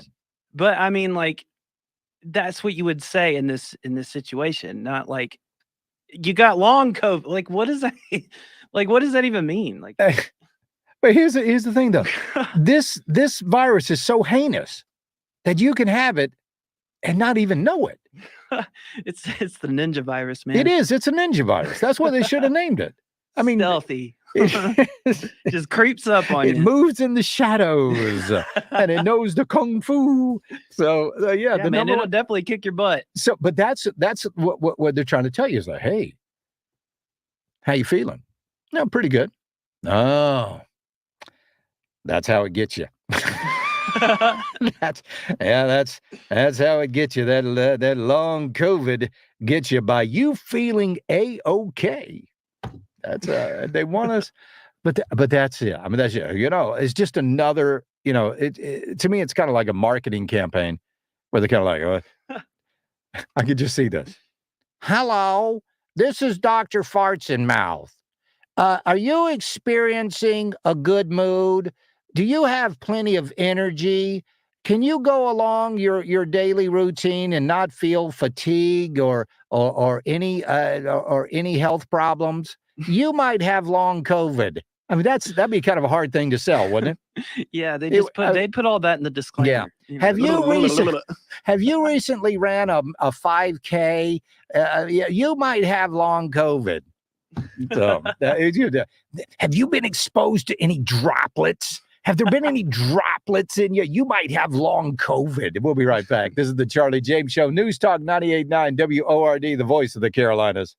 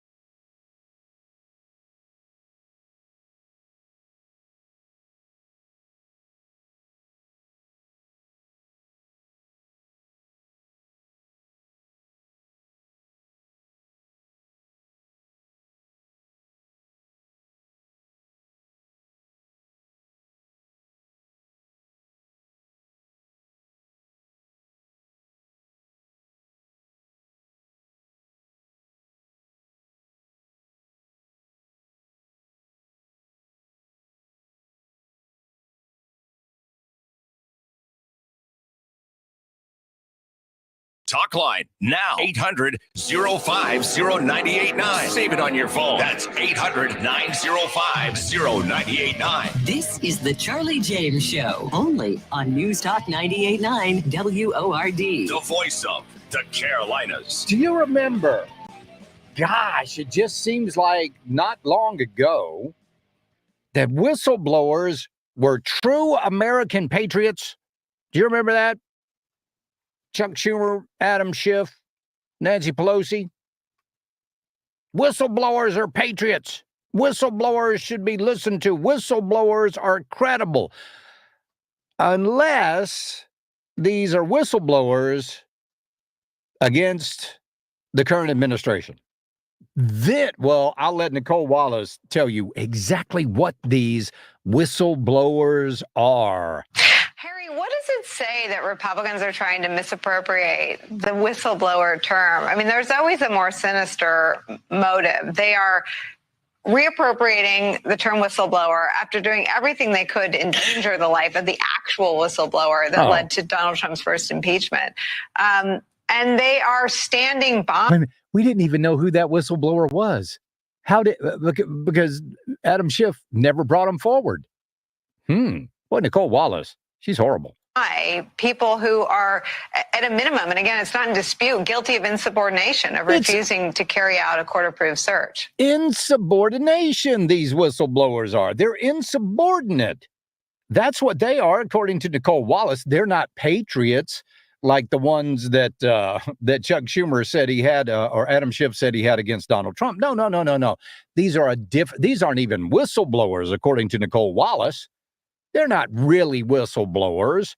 They're insubordinate employees. That's what they are.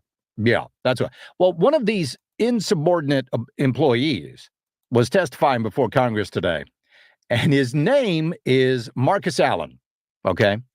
So this female congresswoman with purple hair, oh my gosh,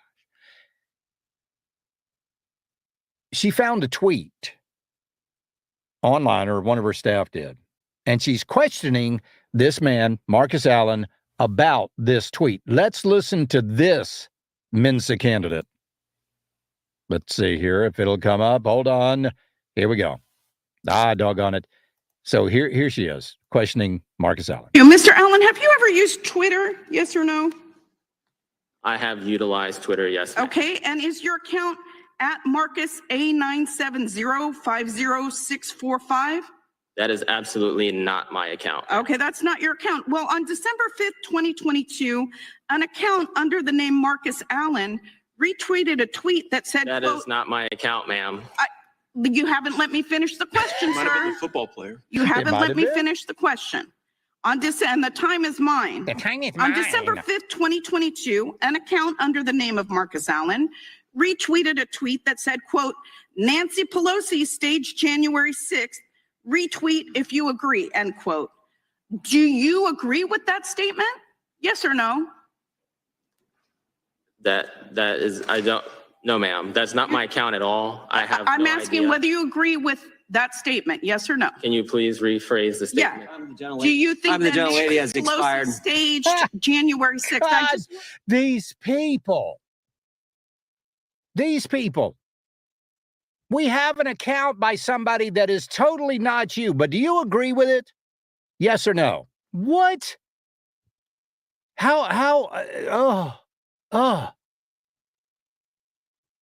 This woman knew, and first of all, if there's an account that says like Charlie James 0175228Z, that's not a real account. That is nobody's handle. That is no. I mean, Tim, on Twitter, are you Tim 11755943? No, absolutely not. I'm the one and only. The one and only.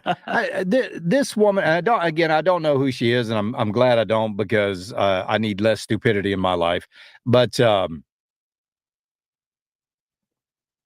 they are. The FBI has been weaponized against the American people, and you can tell who's in favor of it. You can tell who really wants it to happen. In fact, they would like to step it up, actually. They would like more people to be investigated. They would like more people to be hauled in by the FBI and have to pay their lawyers thousands of dollars to sit with them during the interrogation. They would like more people's doors being knocked down. They would like more people with guns in their faces by the FBI. That's what they want. Interesting.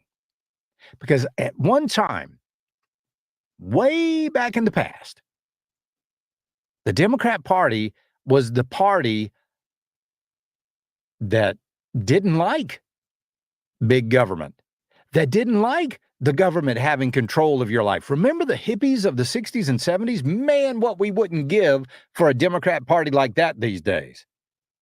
But they're not out there anymore. Now they are a party of complete and total government control of every aspect of your life. And if that means invading your privacy, so be it.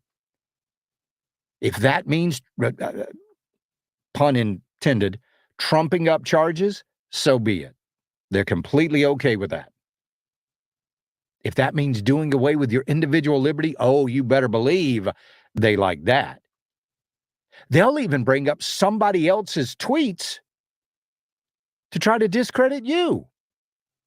Oh my gosh. This purple-headed idiot. It really is. It's crazy. It's crazy. There needs to be some people out there. Tim, do you have any friends that have purple hair? Yes, actually. Are they good people? Excuse me. I got choked up there. I did. Okay. No, that's fine. No, they're good. Yeah. I mean, they're pretty wholesome people. I mean, in my opinion, but okay. They're not like I don't know. Well, then they need to all band together Right. and ask the crazies to stop dyeing their hair purple and pink. We agree with that. Yeah. because I will tell you what, because of the way these people act, every time I see someone with their hair dyed like that, with what do they use? Kool-Aid? It looks like it, don't it? A lot of people It does. they use Kool-Aid. Yeah. I judge them. Crazy. Yeah, see, I mean, I don't Here mind it when comes a crazy. I don't mind it when it's done like right. I mean, there's people that do stuff like that really do it and look cool, but when it just looks like Kool-Aid, I don't know, looks trashy to me.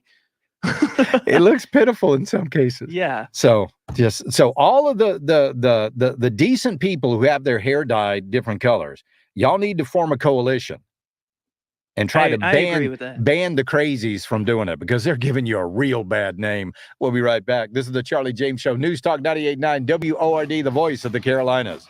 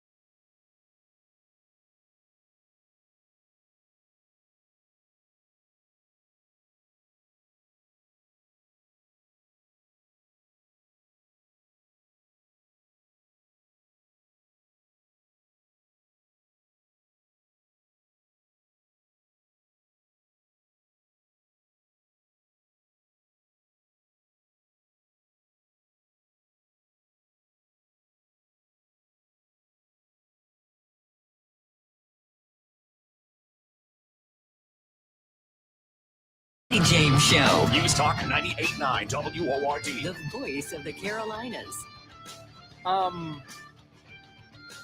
Tim, we live stream the show every day that we can. I mean, some days we can't, but every day over to Twitter, right? I mean, I know because I do it, but yeah. So we go to Twitter, and it works pretty well, right? Yeah, as far as I know, it's working. Yeah. It's just I don't check it every day, but I should. It's because Elon Musk, but I think the difference here is that, Twitter also allowed you to upload a video, right? Right. Okay, so there's a difference between live streaming on Twitter and uploading a video, right? Correct. Okay. Well, Elon Musk today put out a tweet over on Twitter, and he said that the blue check people, I think it's like $8 a month to be a blue check now. Am I right? Yeah, something like that. But they're going to allow you to upload 2 hours of video if you have the blue check on Twitter. Okay. That's what Elon Musk said. Right. I think this has to do with Tucker Carlson.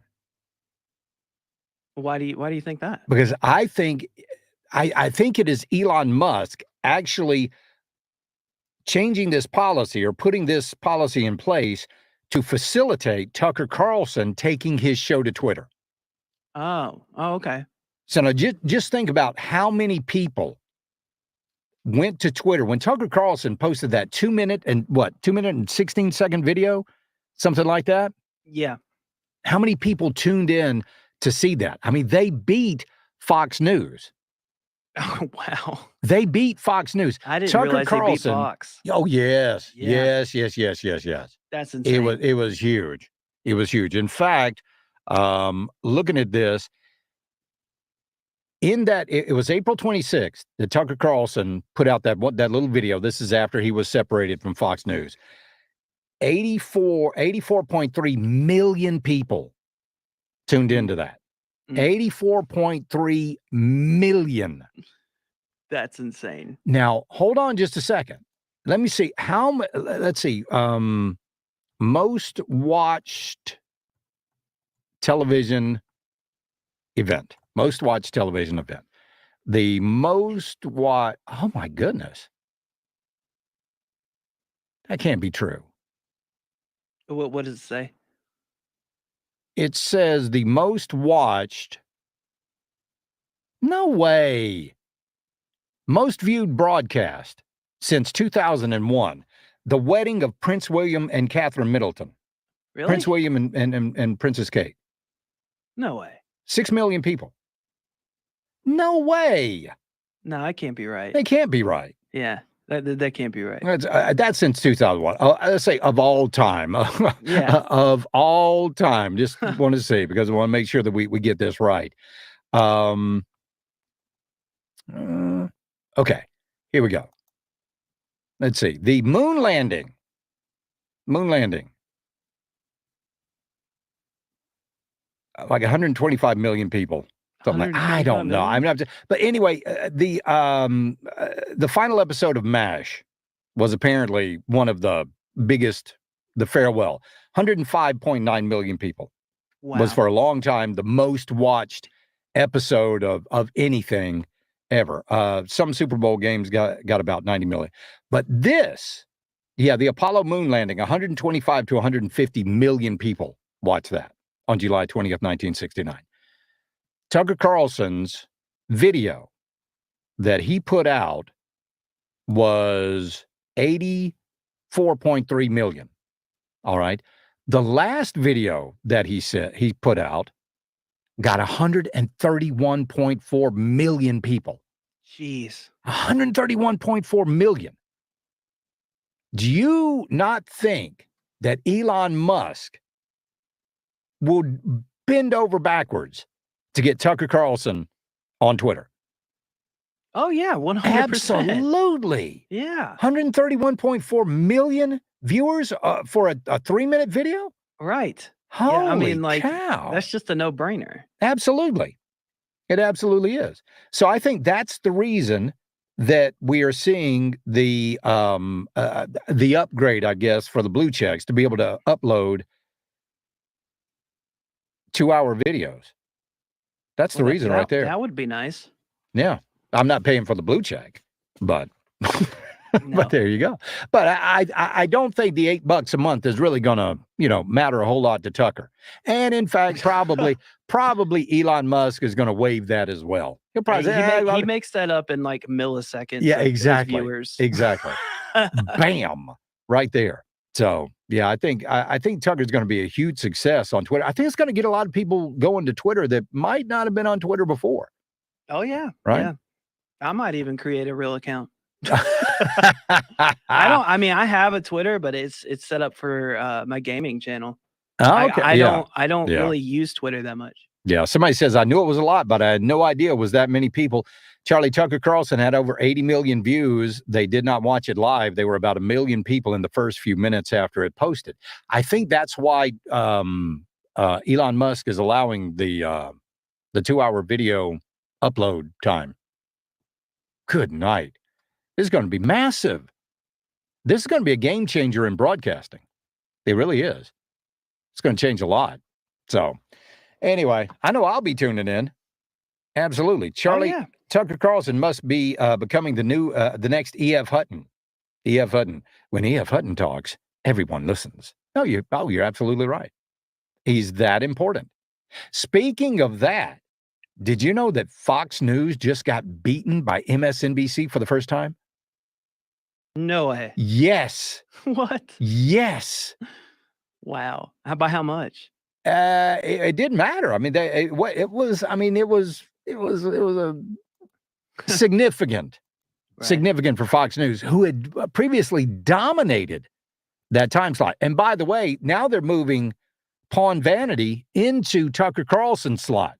Is it going to make a difference?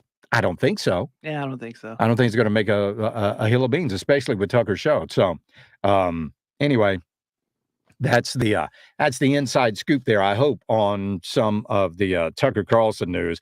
Can't wait for him to get back on. That's going to be great. Oh my goodness! Because remember, I mean, he's got all the equipment there because he always did his show from home. Yeah. I wonder if Fox News wanted it back. Well, more than likely. Yeah, probably. Can we have our set back? No. You can't come back. But can we have our stuff back, exactly. please? Nope. Sorry. Sorry about that. So anyway, hey, when we get back, we're going to tell you there's some news about a Joe Biden appointee. And it's not good news either. Apparently this guy, using guy in air quotes there, he's in a lot of trouble. He was in trouble before. Now he's in serious trouble. We'll tell you about that coming up next, right here on the Charlie James Show. News Talk 98.9 WORD, the voice of the Carolinas.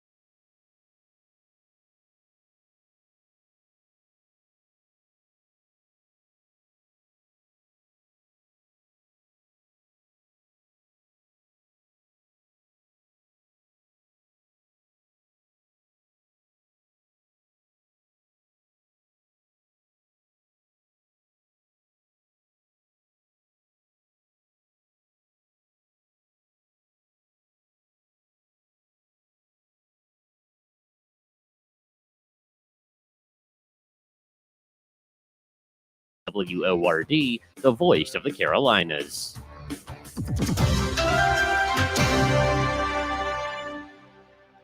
From high atop Hogback Mountain, We're covering the Carolinas like never before with 100,000 watts of power. It's the right talk. Charlie? Welcome. This is the Charlie James Show. Now we're talking. News Talk 98.9, WORD. the voice of the Carolinas. Welcome back to the program. Hey, I mean, Tim, you just told me about this over on the YouTube stream, which I don't check into. I kind of watch it on the program that streams the show. Well, but we are going to fix that eventually. Make sure that you can see the chat on that side. Well, I can see it now. Oh, you can see I it? can, Okay. yeah. I didn't know if you could see it Yeah. or not. Bedford, I love this comment. Bedford says, if this were not a communist platform, this show would be one of the best ones on YouTube that actually informs people of facts and reality.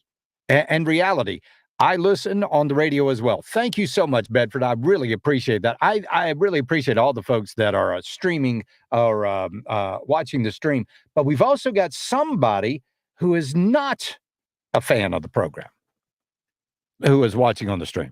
Do you want to know what they said, Tim? What's that? Here we go. This is from somebody by the handle Stephen Chauncey. All this guy does is spread Trump's lies. He obviously is just as stupid as Trump and is trying to destroy our Constitution and country.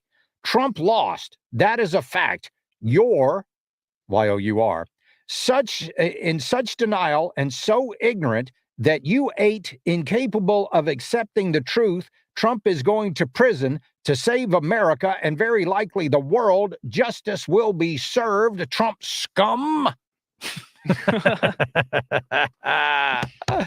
It's a great day to ruin a Democrat's day. It's a great day to ruin a Democrat's day. That's what I love. I love upsetting Democrats. That's awesome. It makes my heart sing. I really do like it. And there I am on video, dancing and singing. That's beautiful. Way to go, Bedford. You tune into the stream, Bedford. you get to see that big, Stephen. beautiful smile. He has. Look at that. Look at that thing right there. The most handsome man on that stream right now. I'll tell you that. Okay. The GS Plumbing Talk Line, 800-905-0989. The Common Sense Retirement Planning text line, 71307. Sam Brenton. Do you remember the name Sam Brenton? Sam Brenton was the guy that was the non-binary person, whatever that means, that was responsible for our nuclear waste program. Okay. He was in charge of all the nuclear material out there. And he apparently, Sam Brenton likes to dress up like a woman. Okay. High heels, dresses, pantsuits, things like that. Very fashion forward for a non-binary person. Well, now we know how Sam Brenton was getting all of his fashionable clothes. He was going to airports and he was stealing luggage. Now, when my wife and I travel, you can tell the difference between my suitcase and her suitcase. How do you think you can tell the difference, Tim, in my suitcase and my wife's suitcase? Size. No, not so, other than size is one thing. Other than that, what do you think? An obvious delineation would be between my luggage and my wife's luggage. Color and design. Color and design. You're exactly right. My wife has a purple suitcase. That's her favorite color. I have a black suitcase because I don't care. Right. I just, yes, that one's fine. Give it to me. Yeah. So she's got the purple suitcase. So Sam Brenton would go to airports and he would steal luggage that he thought belonged to women. And he would wear their clothes that he got from their suitcases. And one of the ways that we know about this is that he got caught, and there was a fashion designer that had her luggage stolen at an airport one day. And then all of a sudden, by golly, there she sees it online, and Sam Brenton is wearing it. Well, Sam Brenton is now in jail without bond. Sam Brinton, the non-binary activist tapped by Joe Biden for a key nuclear role before he was fired for stealing women's clothes, was arrested again last night as a fugitive from justice. That's right. 4 unmarked police cars showed up at Sam Brinton's house and let his spouse, Kevin, leave. After about an hour, Sam Brinton was escorted out in handcuffs. Rob Yingling, a spokesman for the Metropolitan Washington Airports Authority, said that airport police executed a search warrant May 17th in Montgomery County, Maryland, in connection with the allegations of stolen property and luggage from Reagan National Airport that was brought to the department's attention in February of 2023 with the assistance of Montgomery County Police.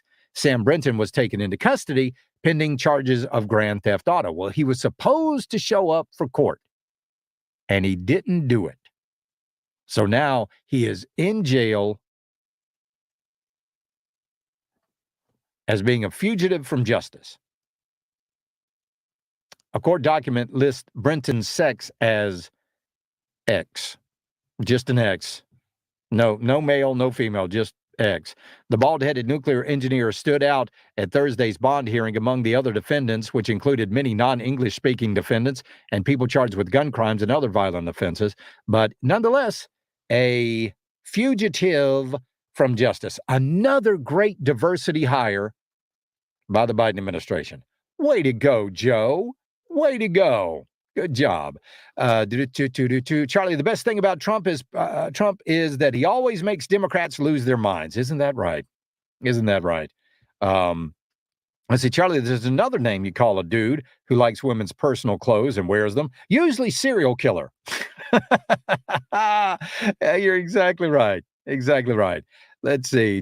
Charlie, it sounds like you got under some snowflake skin. Congratulations.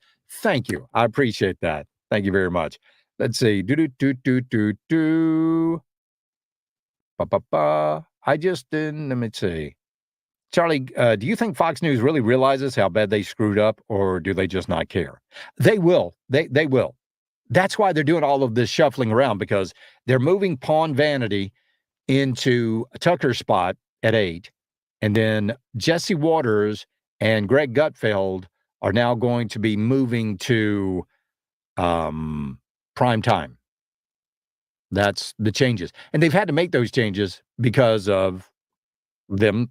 And by the way, there's a video out there. James O'Keefe did a video, and one of the producers at Fox News, because there was undercover video, says that Tucker's firing was actually because part of the Dominion settlement. How about that? So he wasn't fired with cause.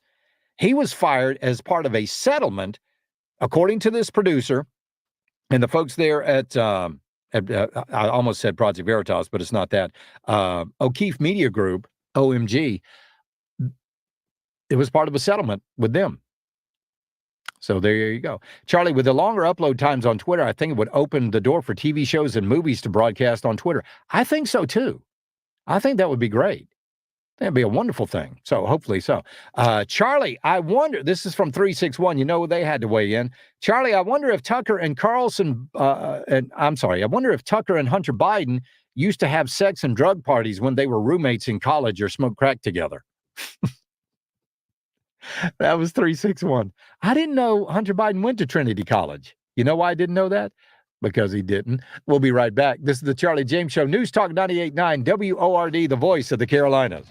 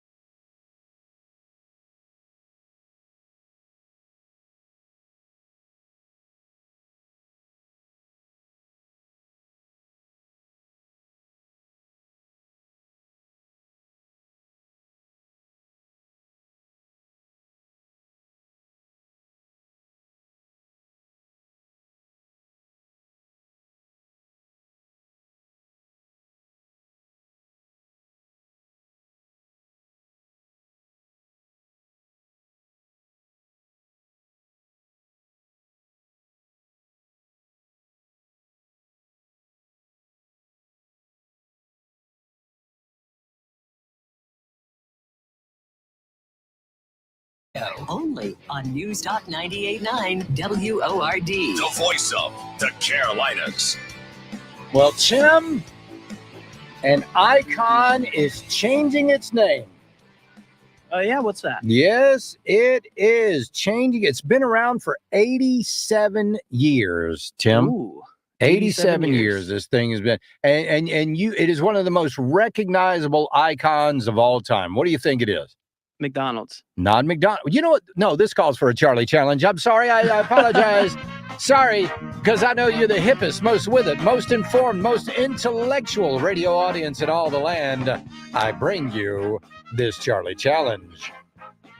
An American icon changing its name after 87 years. 87 years. What do you think this icon is? Tim, what do you think it is? Ooh, an American icon. Yes. I said McDonald's. That was wrong. Another American thing. I'm trying to think. Okay, let me put it this Give way. me a hint. It's a marketing mascot of sorts. Oh. Of sorts. Marketing mascot of sorts. A marketing mascot? It is something used for marketing, yes. But it's been around for 87 years. 87 years. Yes. It's I don't know. iconic. Camel cigarettes? Maybe. The Camel? What are they changing their name to? I don't know. Big Smoky. No, not Camel. Hump Day packs or something? Something like that. No, not Camel Smokes. American. I'm trying to think American here. Uniquely American. Uniquely American. Yes. The American dream. Now I'm drawing blanks. I can't think of anything. So what when you say what is American? It's a baseball. Oh, baseball. I didn't think. No, about that. not baseball. Blank and apple pie. Baseball, blank, and apple pie. Yeah. I'm drawing a blank. I don't Well, know. let's see if anybody on the Common Sense Retirement Planning text line knows. Yes, they do. No, not Smokey the Bear. Peanut by butter. the way. No. Can't change peanut butter. Don't you dare change peanut butter. That's what I'm saying. Yeah, don't do that. Somebody says, let's see. No, it's, when you say Smokey the Bear, somebody is always going to come. It's not, hello, it's not Smokey the Bear. It's Smokey Bear. That's his name. And to me, then I go, shut up. Bud, nope, it's not Chevrolet, not Planters, getting close, not Playboy. The Wienermobile. Oh, Oscar Mayer Wiener. Oscar Mayer Wienermobile is changing its name. Oh, okay. Yeah. The change is meant to promote a new recipe that they're going to be rolling out this summer. The new formula for their all beef franks will feature a more balanced flavor profile and iconic beefy taste. They're going to change it to the Frankmobile. What? That's stupid. That's dumb. Pretty dumb. Didn't you learn anything from Coca-Cola when they came out with that new Coke? Didn't you learn anything? Nobody wants to go see the Frankmobile, except a bunch of people named Frank. The Frankmobile? No, it's a Wienermobile. It sounds like a pedophile van or something. Come get in the Frankmobile. Time to get in the Frankmobile. The Wienermobile is iconic, so it's pretty hard to believe this is going to be a permanent change, but the spokesperson is being pretty coy about it, saying they're trying the name out to see if it cuts the mustard with its fans. Oh, God. Oh, my goodness. Easy publicity there. Did you ever have a Wienermobile whistle?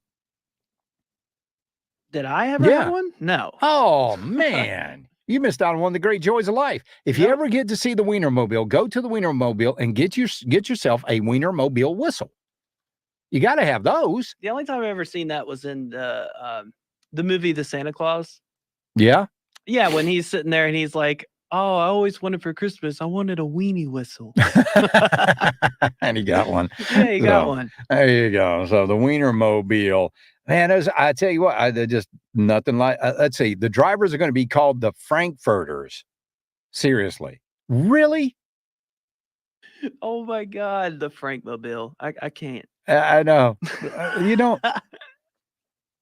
But would you rather be called the Frankfurter or the Wiener driver? I think I might go with the Frankfurter. I think I would want that on my job, on my business card.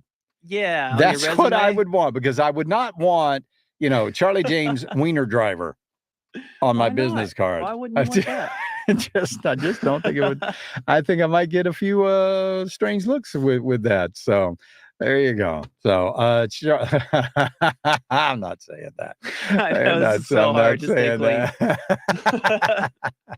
But anyway, I think it's a dumb move. But we'll see. That might actually draw some interest, because hot dogs, I mean, we don't even get the Oscar Mayer anymore. We don't even get that. Yeah, I don't We get these really great hot dogs at Sprouts. yeah, Oh, those things are good. I get the when I go to the meat market, I like to get those. I don't know how they make them or what Yeah, I they're don't made out care. of. I don't really care. I They don't just know. taste good. Yeah, I was talking with some guys at the golf course about haggis. Yeah, I like mine steamed. I like them steamed. I like them steamed too. But you know how I really like them? What is that? Boiled. Oh yeah, boils good I too. just like a boiled hot dog. Me too. It's I don't- fantastic. yeah, like grilling them, and I don't like black hot dogs. Now I got to admit, every now and then I do like a good burnt hot dog. See, I don't. My dad likes those. Yeah. I don't. You either I guess you either do or you don't. Yeah. What yeah. do you like on your hot dog? Chili and coleslaw, or ketchup. I like chili and mustard. I like chili, mustard, and onions and coleslaw all together. An all the way one, yeah. Yeah, I like anything on it, really. You ever been to Costco and got one of those hot dogs? No, Those are good. Those are really good. I go to Sam's I like primarily, those. so I don't know if they have those. We the way I like, I like my hot dog with nothing on it. See, I can't eat a plain hot Just dog. plain. It was, and I'll tell you why. Because when I was a kid, money was really tight, and we didn't have any ketchup. We had no mustard, but we did have hot dogs and a pack of buns. Yep. And I just had them, and ever since then, I loved them. Emery Rose, who also just had a birthday yesterday, my daughter, she eats them Oh, plain. happy birthday! Yeah, she did. She had a birthday. Good for her. She eats them plain, and I can't. I don't understand. And I'm sitting there. I'm like, baby, why are you eating your hot dog with nothing on it? Like, I like it like that. I do too. Well, Okay. tell her that Charlie likes them that way as well. Okay. I will. The texter says, "Come on, say it. You know everybody's going to laugh." All right. The Oscar Mayer whistle. This texter says it should be called the hot dog Hummer. Okay, I said it. There you go. We'll be right back. This is the Charlie James Show. News Talk 98.9 WORD, the voice of the Carolinas.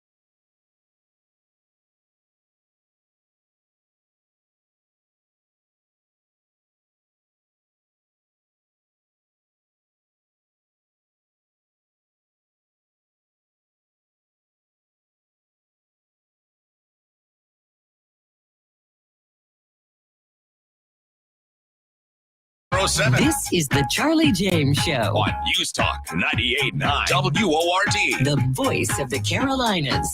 All right, I've seen this video for several years now, and the video says that it's a homeless man exposing the truth about the government.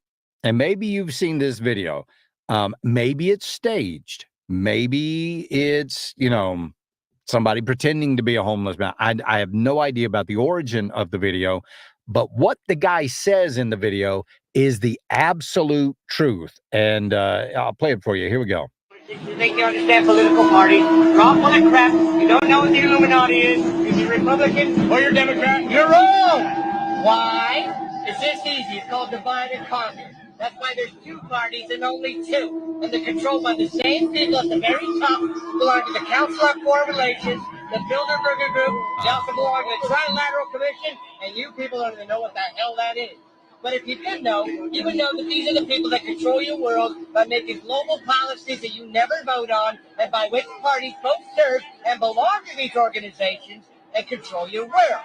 Now, here's how it works. Really easy. Divide and conquer can only work if the people that are divided are not aware of the falsely created division. If you're not aware of it, then it works. If you know about it, then it don't work no more. If you have socialism without capitalism, it becomes communism. Ta-da! Truer words never spoken. And he actually called out the Bilderberg Group. Well, guess what is going on right now? The Bilderberg Group. Oh, that's right. They are meeting. This shadowy group is meeting in Lisbon, Portugal. The Bilderberg Group, a notoriously shadowy organization with a membership roster that includes some of the world's most powerful and influential people, are convening their annual meetings this weekend in Lisbon, Portugal. Oddly enough, there is a complete media blackout in the corporate press surrounding the upcoming conference, despite the significant geopolitical ramifications attached to its members and the agenda items being discussed. Oh, this is from Jordan Schachtel. Your humble correspondent still cannot find a single story previewing the Bilderberg's meeting in the corporate media. That's right. They don't want you to know about it. Now, if you're familiar with the World Economic Forum and their closed-door, invite-only Davos confab, then you can get a sense of what Bilderberg entails. Yet Bilderberg is a level up of exclusivity given to fewer than 150 people. They usually end up with invites to the conference as opposed to the thousands who go to Davos. Bilderberg consists only of the very top business tycoons, royals, media influencers, and government power brokers. Independent journalists on the ground, Charlie Skelton and Dan Hicks, believe that the meetings will take place at the 5-star Pestana Palace Hotel in Lisbon, which is noticeably unavailable for reservations this weekend. The Bilderberg website has not been updated since 2022, but we do have confirmation that the meetings are taking place via the European Commission website, which noted it on the calendar of two of its top officials. Other than that, there is a total communication blackout concerning expected attendees. The Bilderberg's meetings have been a regular occurrence since the mid-1950s, with the inaugural meeting in 1954 at the Bilderberg Hotel in the Netherlands. Although it is significantly staffed by publicly elected officials, the discussions that happen during Bilderberg conferences are a closely guarded secret. Unsurprisingly, this has led many to suspect that the powerful globalist ideologues who attend these closed-door wargaming discussions are up to no good.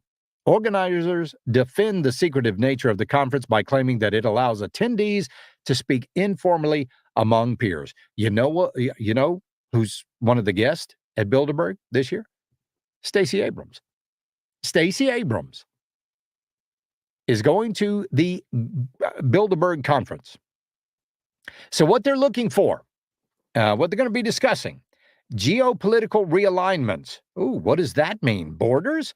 NATO challenges. They're going to be talking about China, the Indo-Pacific realignment, the Sino-U.S. tech competition, Russia, Continuity of government and the economy. Continuity? Oh, we know what that means. One world government.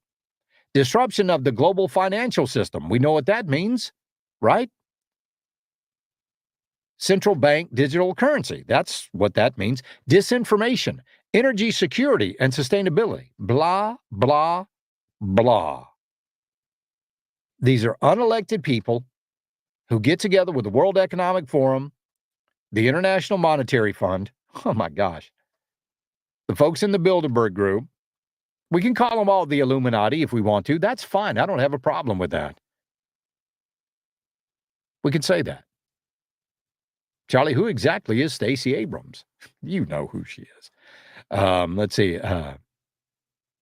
Charlie, I thought the Skull and Bone Society was an evil empire. Yeah. No, you're right. You're right.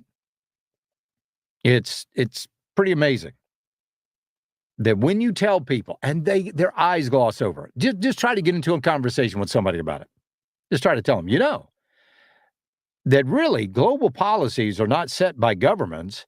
They're set by unelected bureaucrats. Whoop. Their eyes just, whoop. You lose them. Whoop. There they go into some sort of a trance. Right? They do. Because they don't want to believe that this happens. They want to think that in some way they're in control. And in some way their vote really matters. That's a scam. On a global scale, do you think George Soros really cares how you vote? No, not at all. He doesn't have to count on your vote. Charlie, the only reason Stacey Abrams is going to the Bilderberg conference is because they have a really great all-you-can-eat buffet. If that's the case, they're about to go broke. We'll be right back. This is the Charlie James Show. News Talk 98.9 WORD, the voice of the Carolinas.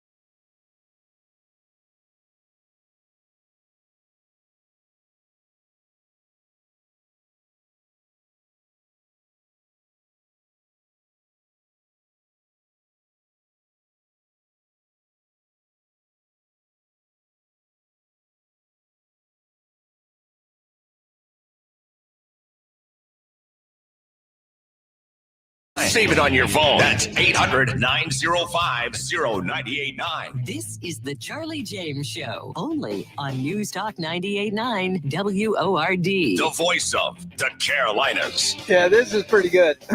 Hey, Charlie, the Irish say if voting changed anything, it would have been outlawed ages ago. You're exactly right. Hey, Charlie, Scotch collies look just like regular collies. No, they do not. They do not look like just like regular collies. There's a huge difference between Scotch collies and what they call rough collies or even smooth collies. There's a big difference. And when you know the difference, then you'll be able to understand. I mean, that's like saying there's no difference between a collie and a border collie. No. Big difference in Scotch collies. And you know it. You know it's a big difference. All right, the GS Plumbing talk line, 800-905-0989. The Common Sense Retirement Planning text line, 71307. In fact, the Scotch collie was actually, the Scotch collie is the original breed of collie. They were the ones, they're originally called farm collies. And all the other breeds of collies basically sprang out of the Scotch collie. So so when you see a rough collie, that is actually a version of a ruined version, in my opinion. Sorry if you've got collies, but the AKC really messed those things up. Which the AKC does with a lot of things. But they made them streamline it. Not streamlined, but they made them pointy and just, anyway, love the Scotch collies.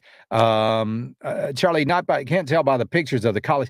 It is so hard though, when you look on, I mean, I'll admit, even when I Google Scotch collies, it's hard to find a good representation of them because they're not a well-known type of collies. In fact, when you Google Scotch collie, the first picture that comes up is a rough collie, and that's not a Scotch collie. You have to kind of go down to the Old Time Scotch Collie Association if you're interested in Scotch collies. I've got one awesome Scotch collie, and I've got one little hellion Scotch collie who is not in my good graces today. You know what she did when I was away, Tim? You know what she did when I was away? What'd she do? You know, sometimes I wear that the Moultrie flag hat. Yeah. The flat with the Moultrie flag, the hat with the Moultrie flag that says Liberty on it. Yeah. Well, apparently during the storm when I was away, Sophie thought it was a real good idea to eat that hat. Oh no. Oh my word. She did so, and you know me and my hats. Yeah. What have I got? I got 40, close to 50 hats now. Oh yeah, man. She went to town on that thing. Yeah, dogs just sometimes they just mess up, man. I think it was the stress. It must have been. I think it was the stress. So she was mad at you for leaving. It probably was. Probably was. Yeah. So then today we all go out in the back and she takes off and she runs out in the road. Oh, I was furious. I bet you were. I was furious with that. You know, Bailey did that today too. So all of her privileges are now suspended. Okay. She has no privileges right now. And we are starting serious training on her, probably starting tomorrow. Yeah, it's a good idea. So we got to, oh my gosh. She's got something that Artie never had. And that is a prey drive. Prey drive? Prey drive. What is that? It's when Artie sees a squirrel, he might bark at it. Uh-huh. But he's usually not going to chase it. Oh, okay. Yeah. All right. She sees a squirrel, she's after it. Yeah, she's gone. She's gone. Yeah. Well, and these are collies. These are herding dogs, so they react to movement, right? Because they have to move with the herd. Right. Well, she just chases. So. Yeah. Well, sometimes dogs, no matter how much training you give them, sometimes they don't grow out of that. Well, either she is or she's going to be confined to the yard. Yeah. That's just all there is to it. Well, yeah. I mean, you got to do what you got to do to keep them safe. I mean, Artie, I can literally walk him all around the neighborhood off leash and he'll never walk away from me. Yeah, Bailey, I could too. But if I let him out and I don't watch him every second, then he'll take off. But he didn't go in the road, but he does run to the neighbor's yard and uses the bathroom. Which is fine. Yeah. It's just fine. Charlie, what kind was Lassie? Okay. Lassie in the television show, that was a rough collie. The television show Lassie was a rough collie. The collie in the book Lassie was a Scotch collie. But they needed in fact, Lassie was a girl because the name Lassie. But did you know every Lassie was a male in the television show? There you go. Charlie, there's a great book called How to Train Your Dog Like a Pro. It's very easy, just takes you through the steps. I might have to check that out. We got a video series we're going to watch on reactivity. Charlie, 50 hats. How many do you wear consistently? Consistently, I think maybe 5 or 6. 5 or 6 consistently. So the others are just for decoration. Like my 2002 Georgia SEC championship. My Georgia hats are mainly decoration. Hey, Charlie, that's the curse of having multiple dogs. One will behave, but you start getting more than one, and they start bonding with each other, and they forget that you're human. Yeah, they do. Especially herding dogs. They will herd you. My dogs hurt. We had a Christmas party, and Tim, you remember the Christmas party that you were at?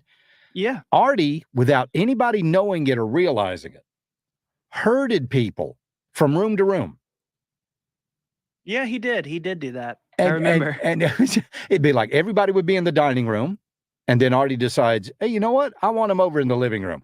And just little by little, with just body motions and body positioning, everybody moved into the living room, and then they all moved into the kitchen. And it was just pretty amazing to watch. He a fun dog. Sophie, she's in big trouble. She is not on my good list right now. So, well, she'll make it up to you. She's adorable. She is so affectionate. But we got to get this reactivity out of her, or she's going to be an unhappy dog for a long time until she grows out of it. She's only just a year old. Yeah. So hopefully we can break her of that. All right, we're going to get out of here. Mark Levin is coming up next, and don't forget, tune in to Tara tomorrow morning. Bill Frady also tomorrow at noon. Hey, Charlie, you should give all the Trump hats to Sophie. Ha, ha, ha, 361. Now, you're going to take that act on the road there, 361. Let's see. Charlie, in case you're interested, your boss's daughter is a professional dog trainer. I do know that. And by golly, if this doesn't work, I'm going to see her. That's a guaranteed promise. Y'all have a great night. We'll see you tomorrow. Hey, it'll be the Friday edition, right, of the Charlie James Show. Y'all have a great night. God bless. Buckle up. Bye, y'all.